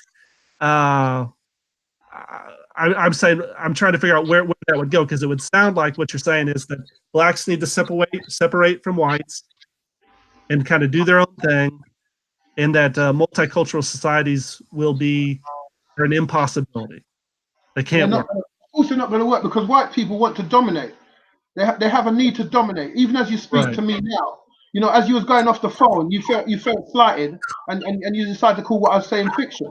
So you can't help yourself. That's a problem. Well, you have been laying it in pretty good to white people. Yeah, but I'm not. Yeah, but you said that. You said that and to be fair, you have you laid the you talked about love, but you talked about a lot of the vices of whites in the show, and you ignored any positive thing that whites have done. I'm not talking about, of course, because I'm not talking about white people. What do you think this is? You know, when you talk about white people, talking about white people. Half your show is about white people. I'm not talking about love with white people. I'm talking about what they're doing to black people. I'm talking for them. I'm talking against them. It's like the Labour Party doesn't talk for the Conservatives. The Conservatives doesn't talk for the Labour. The Democrats don't talk for the Republicans. What are you talking about? It's normal what I'm doing. Yes, but it affects you because you think you somehow I must do it balanced because you're white. I don't understand that. But you're welcome to think whatever you want. That's not. You just my criticism is that I think it's unfair for you to because people harp all day long about the vices of white people. That's nothing new. Go to Speaker's Corner every Sunday. Somebody will be talking about these issues. That's not lacking. But when anytime any white person has the audacity to say that they've done something good for society in any way, then oh no, the world will end. Well, that's in my opinion, the world is a better place because of what about that, bro. You cannot lead the conversation over the way you want it. We're not talking about that. If I was to talk about Einstein or whoever, I was going to talk about whoever that was. I could then focus on the guy who said that now we become, who let off the atom bomb and said now we become destroyer of the world. It depends on what I want to talk about. I have the right, and I, as a black man, have the choice to decide what I want to talk about. You don't have it.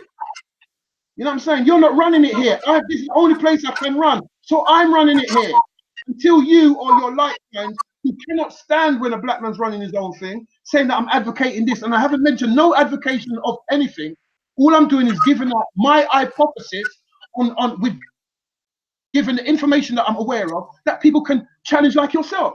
Never advocated for anything, but you want me to advocate for something so you can have something more to say about me in terms of, oh, you know, I'm this, that, the other. I haven't advocated for anything across the program except that this is what they're doing. How can we expect them to, to treat us in a decent way when they've never really given up anything for the way they've treated us? While you've got people selling us out, as other black people, you've got black people who have integrated into the system and collaborated in the system to create the injustice of the American law system, the British law system, all of them, they're all in, and all you lot's ancestors are British. The American ancestors are British. The Australian ancestors are British. You're wicked people, man. So that means that it's in you lot's blood. I'm saying that there's obviously Germans there. As I said earlier on, you're trying to blame Hitler for killing all these people. Hitler didn't kill anyone. It was the people that voted him. Trump didn't vote himself in. People of America, who black people are calling racist, and some they voted him in. So they're racist people in America. It's not Trump that's the racist. It's the racism that's in America that voted him in. Right. And it couldn't be he couldn't have been voted in for reasons that weren't racism. No, that's not what I'm saying. You're trying to slip it. He's not calling him racist, yeah? Listen to what I'm saying. And he was voted in by people. So therefore, it's not really him that's racist. It's the people that voted in him. Okay, fair enough. So you're saying that the people are racist? Yeah, there are people that are clearly racist in America. Because they couldn't have wanted those policy positions for any other reason than racism. No, yeah, you see what I'm saying to you. Like, you want to they cared about the middle class. And focus on about. That's like saying, oh, you know, all that Trump talks about is the wall. You know, if I talk about him talking about the wall, you're going to say, well, doesn't he talk about anything other than the wall? That's the same little game that white people always play. I've been doing this for 20 years. It has nothing to do with that, and you know better than that.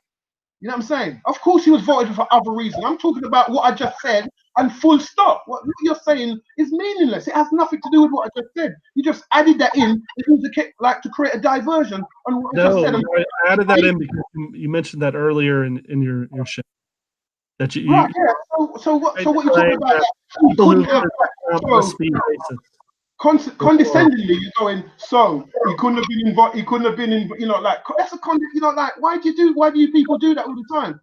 It's clear what I've just said. I haven't said anything else other than what I've said, and it still stands. Why would I mean that he's only been voted in because racist? I never said that. You're saying that's what I'm implying because that's what you want to say that I'm implying without me even implying it. It's strange the way you people behave. You have a particular behavior that I know when it comes to adversary, or when it comes to being an adversary to what people are talking about black people, it always goes, you use the same patterns. I'm gonna have to what's your name? Whatever. I'm gonna have to shoot off now because we've come to the end of the show and you did get a longer time. I appreciate it. You definitely gave me plenty of time to talk. Yeah. All right. Yeah, respect for coming on, man. Yeah. Respect all degree. Yeah, I think there was one more question still, but it's on you still, Kai. Man's gone over the time, hasn't it? Yeah, go. And from Muhammad Islam, he says, ask him if Africa started off homosexuality. What? If homosexuality started in Africa, it says we got the Kemet documents or something like that. I don't know about that. That's not that I'm aware of. So I don't know about what Kemet document. I know there's one sex pamphlet from Egypt. You know what I'm saying? It depends on what you're talking about. Africa. Africa's is a massive continent. Yeah, that's what you mean by Kemet still, Egypt. Right. Yeah. So where's the documents that says homosexuality was going on in Egypt? Where? Tell me where I can find them. I don't know, man. Text you where I can find those documents because I've been to Egypt. You know what I'm saying? And I've studied a lot of stuff to do with Egypt and the sexuality of Egypt and the homosexual, and I haven't found anything that alludes to Africa, Kemet, you know, meaning the land of the blacks. That's homosexuality. I haven't found those documents. So if he could be quiet, you know, whatever he needs to be, and let you know, so you could let me know where I can find those documents that says homosexuality started in Egypt. Because if it did start in Egypt, it would have started with the invaders. You know what I'm saying? You wouldn't have started with the original people of the land, which were the black people, which were the first people of the planet. You wouldn't have started with them, would it? You would have to have started with the people who came into Egypt later on. You know what I'm saying? And overrun Egypt. Remember, even the Greeks with Alexander overrun Egypt. So there's more than one hanging out of Egypt. So which dynasty or which part of the timeline is he talking about? But no, it didn't. What I'm saying then, for it to be clear, it didn't start with black people. How about that? Ask him if that works for him. Cool. He's in the comment section still, so I have to see if my reply is still. Remember, Africa. You had your response still. Yeah, Africa's a place. It's not humanity. Africa's just a place. You know what I'm saying? People have done good things in England. You know what I'm saying? England's a place. It's not a person. So we need to know what the people were doing, not what you're going to allocate, you know, a place to something that happened. Like, so if you're saying it was, you know, it was Ramesses, then maybe saying that it was Osiris, then how do you work that one out? I mean, where you coming to that? Because remember, you don't always have to have the literal. Just have, we are the people then that, because so much of the timeline and the historical documents have been messed with. We just need to have, because there's so much missing. So sometimes you need indications. Like we know that by the cheddar man of Europe, you know what I'm saying? They created a blonde hair, they created a dark-skinned, blue-eyed man. So what they clearly alluded to is that even in England, which is supposed to be a cold country, they found this dark-skinned guy. You know what I'm saying? As way back in time. That's why they made him as white people. So you get what I'm saying? So there's some things that you have to piece together yourself, because they're not going to pick like the people of Ireland. People know about it's written about the black people of Ireland. It's written about the black people of Scotland. Well, you have to dig so deep to find these people and to find the information that the average person's going to think you're chatting rubbish, because they only look at the average information or the commercial information or the peripheral information that's out there. So when you say, oh, it wasn't the Indians that start scalping, they laugh. They say, what are you talking about? In the Indian films, it was like that. The cowboy films. You know what I'm saying? They were savages. This is what one of your callers said the last time. He said, Raj. Yeah, what did you watch? Man like Raj. Yeah, because you're watching all the commercial stuff, but they're actual American documentaries that brought that to my attention. I didn't make it up. You know what I'm saying? These are things that by looking deeper, you find stuff that you think, oh shit. So it means that a lot of the time they're changing the historical timeline or the historical documentation of timeline, or get rid of it and replacing it with their own version. You know what I'm saying? Like I said, the 911. Everybody's saying that it's a conspiracy theory, but yet all the information is there. And the people have taken the Supreme Court of America has taken on the case. So if there was nothing to answer for, and it's true, it's all a madness, bro. There's too much madnesses that you have to answer up to. You get what I'm saying? And the people are not allowing us, because it's about a takeover. And I believe, as I said, remember, it's my hypothesis. I have the right to come to if you want to question my conclusions or my hypothesis, you have the right to do so. You know what I'm saying? But to say I'm chatting bare fiction, it's like trying to diss. You know what I'm saying? Ask me where I get the information from, or point you to that direction or whatever. Yeah. You know what I mean? Some people are reading some books. Some people are getting stuff through documentaries.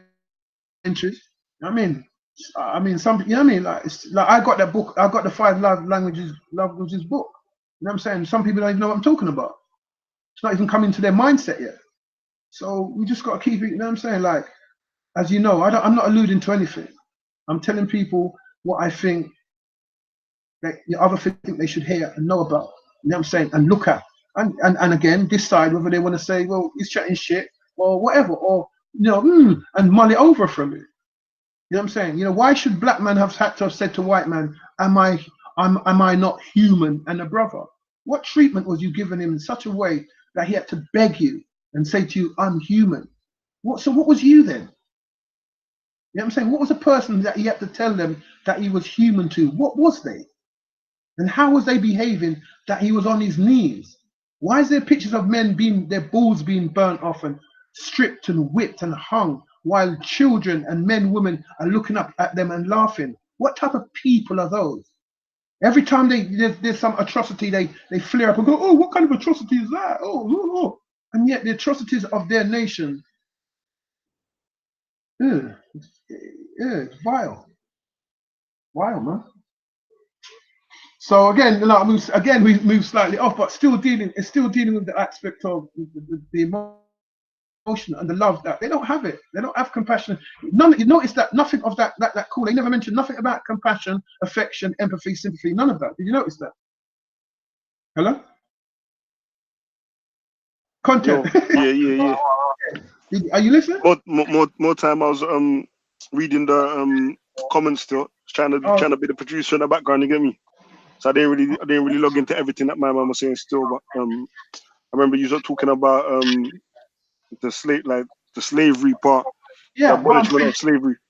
Yeah, I'm saying he didn't mention none of those things. He didn't mention compassion, affection, or nothing. He just tried to put it on like that's what the other guy do. They all do the same thing. They try to say, well, look at black people. They've done this. They never say, yeah, we're motherfuckers. They never say that. It's shit. It to a point he said, well, I agree with the. You know what I'm saying? But it's like they need to put it on something else as well. I'm not allowed just to talk about them. I must put it in a perspective that they're comfortable with.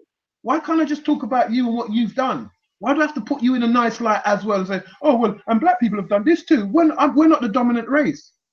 We're not the one that have been charged with racist domination. We're not the one charged with that. And as some of the lesser people called supremacy. And as I said, white people have never been supreme. They've reigned with terror. They've never reigned with, when they tried to be supreme at one of the Olympic Games, you know, one man come and show them that you weren't supreme. And that, so they're not supreme.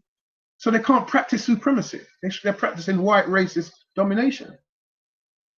So in everything they do. So yeah, I'm gonna shoot off now then, bro, and say goodbye to the listeners and people who are yet to listen, and say, well, thanks for your time, and big up to as I said, all the people that came before me, Naya Makbar, you know, I'm saying, and Amos Wilson, and all you know what I'm saying, all the people that helped me to understand some of the stuff, you know what I'm saying.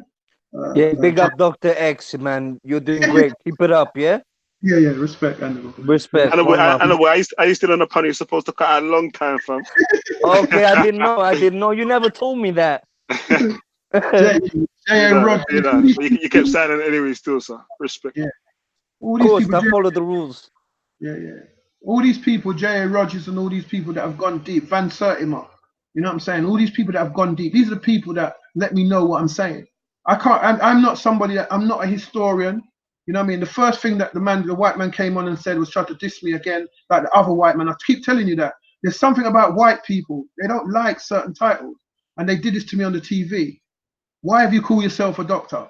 Where's your doctor? You know what I'm saying? Like, read what it says and read how it said it. And then quiet your mouth. You know what I'm saying? This is what they do.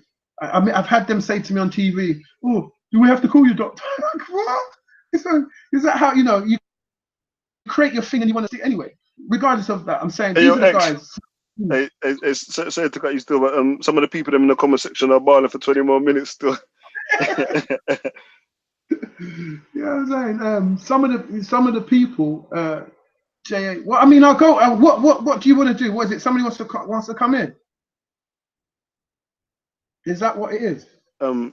Somebody asked for the link earlier still, but they didn't send me the email still, so I don't know why I've gone for them. But now other people are just listening in, so they just want to don't want the show to wrap up so early still.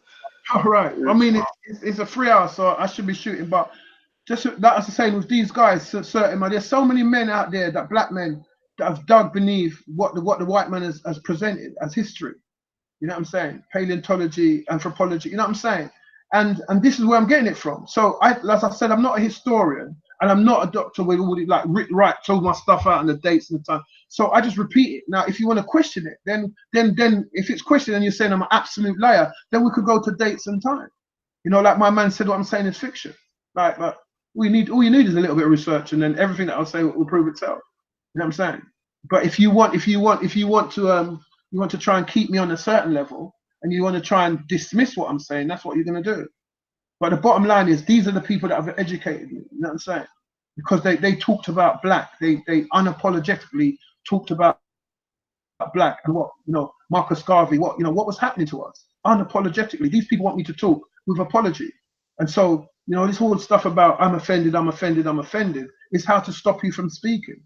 You know what I'm saying? In the so-called free speech world. So they can say whatever they want to say, but you must only say stuff that they approve of. You know what I'm saying? You know, because you don't have that power. They have white power domination, so they have the power to dominate you. But you don't have that power to dominate. If they say something off key, you can make a note and that's it. But they can dominate you and switch you off and get some people to come down on you and all this, because they dominate. They're not fair at all. They're not fair-minded people. Wait, man got a question still. You want to love this one still from Truth Speaker. It says, what is Dr. X's closing solution that black people of the all can do to liberate themselves from white people chains of the brain? Yeah, there's like as you know, I don't deal with solutions. I just deal with awareness, and then whoever decides that they have an opportunity or wherewithal, like Nipsey Hussle did his thing. You know what I mean, Mark? You know, you do what you're doing. I don't. That's what I'm saying to you. I don't advocate for anything. To what I'm saying, for anybody to do anything. I'm saying I am not that guy in it. I'm not trying to be a Marcus Garvey or anyone. I'm just trying to say as Dr. X, the ghettoologist, like these are the things that people are missing. Like I talked about the oral sex within love and So what, you know, this is about talking about love. I'm talking about sex and the way we go about making our relationships and blah, blah, blah. So I don't have no solution as what we can do. What I'm saying is that, you know, little by little, you know what I mean, we have to change the vocabulary. But I've said this for years. I've said loads of stuff for years. It doesn't work that way. You know what I mean? I tend to not want to say anything anymore because that's just a point. It's pointless. That doesn't lead to nothing. It's just like some free argument, really, because it leads nowhere. If I say, yeah, what we need to do is, you know, start businesses, who's not saying that? If I say what we need to do is, I don't have no answers like that. I don't know what we need to do. What I'm saying is that the system that we're under doesn't like us. You know what I'm saying? And the people who are powerful, who are black like us, are collaborating. You know what I'm saying? They're a part of that system. They're collaborating, and they've become integral in that in what they're doing to us. You know, people talk about they need more police. The police joined the police force in America, and the police and they're killing. None of them can tell another policeman, you cannot empty your pistol into a man. If you shoot a man more than 3 times in any given position, it's going to be charged as murder. The government won't do it. The police commissioners won't do it. Why do you need to empty your gun into a human being? Why? Nobody wants to know. The Senate won't answer that question. Nobody's answering that question because these are meant to be human beings. That's why I say that I don't understand how these guys talk about it's multicultural. Multicultural. If multicultural, then multicultural white people should have 16 shots in them regularly as well. You know what I'm saying? Because there's more white people in the country than blacks. So how's it the blacks who are less getting more shots? Unarmed children are getting. How come there's not unarmed white children getting shot? Why is it only unarmed black children with little guns? What makes you want to shoot a little boy with a gun? What makes you not want to, you know, what makes your life in danger when you see a guy flash and he's only 12 years old? What makes you want to kill him?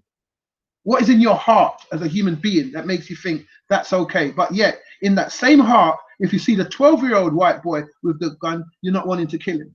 If you see the 22-year-old white boy with a gun, you're trying to get him to stand down. If you see the 32-year-old white man with a gun, you're trying to get him to stand down. But the moment you see a 12-year-old boy in that same community of police, you shoot him. You understand what I'm saying? So these people are not, they don't resonate human qualities, except for on the telly.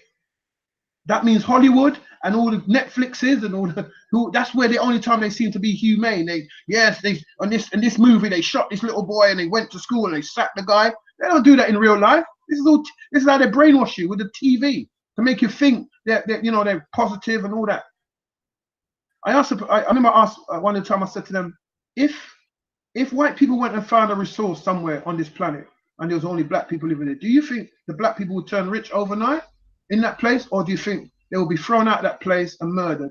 You know what I'm saying? Or thrown off the land and then got that land for nothing, and then they would sell it back to people for whatever price. Most people said that's exactly what they would do. They don't have that view of white people that they're some kind of fair-minded.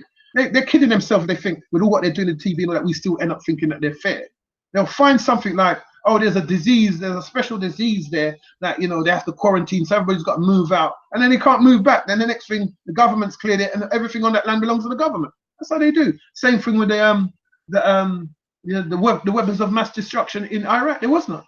That's what they do. We're used to that. So if you think that if some of you as white people listening think we're fooled by that and thinking that, oh, this is to do with racism, this is to do with what you do continually across the entire planet. No, they give the Indians in India, the Indian government gives them fertilizer that they were doing all right. They was having their own burgeoning economy in India. They gave them this fertilizer, messed up all their crops, and basically made them broke. Then lent them money, and then the crops failed and they couldn't pay them back. So the Indian people started to drink the fertilizer and basically commit suicide. They're unhuman. They're not human beings running this planet. They are not human beings running this planet. These are people, hybrid people. I don't even know if you can call them people. They are not human. Yeah, that's my view. Strictly, that's my view. You understand? So who don't like it? Nothing that business that. That's not my business. I'm just telling you. And you're gonna find out, them reptilians, you're gonna find out that there is some type of, that, you know what I mean, like work, you know, look it up, look up thesaurus, look it up, the thesaurus, the words of the English, Italian, you know, that alien language. Look it up. It says the lizard. That's what it says on the front of the page when it's broken down into its respective name, respective what do you call them again? Bits. I can't remember what you call it. Yeah, when you break it down to their bits, you know what I'm saying? Saurus and the lizard. Yeah, remember I told you, the reptile. Yeah, remember I told you. So if you don't think there's something to what I'm saying, go sleep.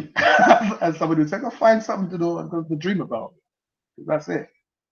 All right, and now we're gonna. It's 4 minutes left, bro, to 1:30. So we done. So I got to 1:30. Yeah. All right. Any more? Yeah. Any other question? Let's see. I need to scroll back through, man. I saw some still. I didn't write them down, though, man. Yeah, the same brother who asked about the solutions, when he said that you ain't got no solutions, he says something about, sir, ain't it pointless just whining about it when ain't got no solutions, I think. Well, I mean, if he thinks it's whining, then that's how, you know what I mean? I'm sure there's other people who don't think it's whining, but I mean, like, each one to his own, innit? Like, you know what I mean? Because, you know, there's lessons to learn, you know what I'm saying? When a teacher teaches you about something, he's not teaching you the solution, he's teaching you a way to look at the world, and then you decide how you're going to deal with that. Because there's no one, as you know, Marcus Garvey had a solution. You know what I'm saying? These people with lots of power and lots of people behind them had a solution. You know what I mean? As again, I always keep repeating, people like Gaddafi had solutions. It's wishful. Man, if I understand how the world works still, so you can build a solution. Yeah, you know, it's wishful thinking. All that is fantasy thinking. It's Cinderella thinking, that you can just have a solution in your head and somehow you can pat yourself on the back narcissistically, like you're somebody because you said, yeah, if we all do this. It's rubbish. It's absolute crap. Unless you've got the power to endorse your solution, it's like whining. That's what it's like when you come up with a solution. You know, if he had a solution, say like whoever this guy has got a solution, tell me what he can do with it if he says it over the air. Tell me what he can do with it. Tell me what anyone can do with it. It's blowing in the wind because you don't have the power to back your solution. You know what I'm saying? If you say you can, you know how you can make money out of this, that, and that, and you ain't got a penny to your name, you're blowing in the wind until you get that money. You know what I'm saying? So know that with solutions about world events and with solutions about nations of people and with solutions about great numbers, you need power. You can't just talk on the roadside or on the internet and somehow you pat yourself on the back that you've got a solution. You know what I'm saying? You're egotistical. You've turned it the wrong way, and you don't really understand how the world works, as far as I'm concerned. Anybody that asks for a solution is still living in cloud cuckoo land or fantasy land. You know what I'm saying? Because there's you cannot, no man, yeah? You know what I'm saying? With 10 times the amount of power that I have, you know what I'm saying, can do anything about it. He needs to have at least 1,000 times that power. Yeah, or 10,000 times that power, should I say, to be able to even begin to start to do something about it. So I don't look for the solution. I'm the person in my place to do just like you have a carpenter, a butcher, a baker. Everybody does their bit to help the family. You know what I'm saying? But these people, they seem to want everybody to have everything. I must have the answers, the solutions, the thing. I must have a great memory. I must remember every single day. Who the hell do you remember? I didn't say, it doesn't say Super X. It says Doctor X. Yeah. I'm not Superman. I'm just a brother that's with the views. And you know, and some people, you know, they stop me in the street and says, yeah, and they continue to talk and they want to hear more and they want to look at things differently. That's it. No, I'm not here to, as that other call it, advocate people to live by themselves or separate. Let somebody else advocate that. But you need to have, when people are young, like, you know, youngsters coming up, you need to have a greater understanding that there's other information out there that they're not giving you. You know what I'm saying? So when I talk about love and I talk about compassion, you can see that they don't have compassion. So that's what I'm saying, that white people seem to be inherently racist across the globe. The Belgians, you know, European white people, the German, European white people, the French, Europe, they don't seem to have any compassion for black people. They destroy them, but then they have them living in these favorable communes, saying that, yeah, you know, he's a minister, he's a counselor, or whatever, are making you feel like, oh yeah, they really care about it. No, they don't. You know what I'm saying? They give way to little ones and ones of us because it's they haven't got the thing that destroys all of us yet. And they still need us for certain things at the moment. When they don't, they'll get rid of every single one of us. You know, for all those who think that it's impossible, well, that's all you can think, you know what I'm saying? It's not a doomsday thing, it's just like, you know what I mean, there needs to be something else happening for you to see that the world is changing. And all I can see is that they dominate the planet and they're changing the world to suit the artificial life form, not to suit the human life form. How about that? So if you got power to change that, then you tell me. Alright, man. Bro, that's 31 minutes past now still.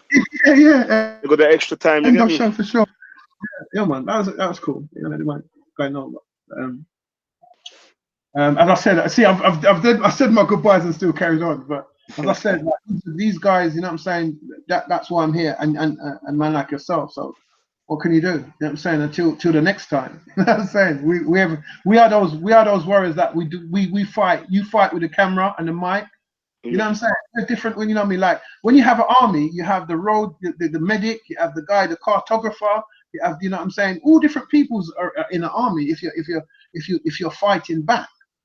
You know what I'm saying? But we're not at war, you know what I'm saying? We are just rebels, you know what I'm saying? We're not really, there's no war going on because they're killing us, they're murdering us, they're destroying us, they're annihilating us. They're not fighting back, we're fighting each other. So, hey. Yeah, man. Yeah, cool, man. Yeah, man. Respect. Yeah, and we'll see what's up later down in the week. We'll try and sort the other bit out, yeah? Yeah. Don't know. I respect, man. Yeah. All right, peace. Peace, man. Yeah, peace for everybody for looking in as well, man. That's it, man. We done, man. We are, man. Next 2 weeks we'll be coming back again, you hear me? But yeah, Yo, now, thanks for having me on, Leon. Thanks, yeah? Respect, Honorable. See, you got the link first time. Yeah, I appreciate it, Kim, because you remember last time I was like, what's happening? I know. I was listening to things still, but yeah, man, you're going now still, so. Nah, you made up really good, man. Thanks a lot, and I look forward to the next show. Cool, man. Respect. Bless. Yeah, we out, man. Peace, everyone.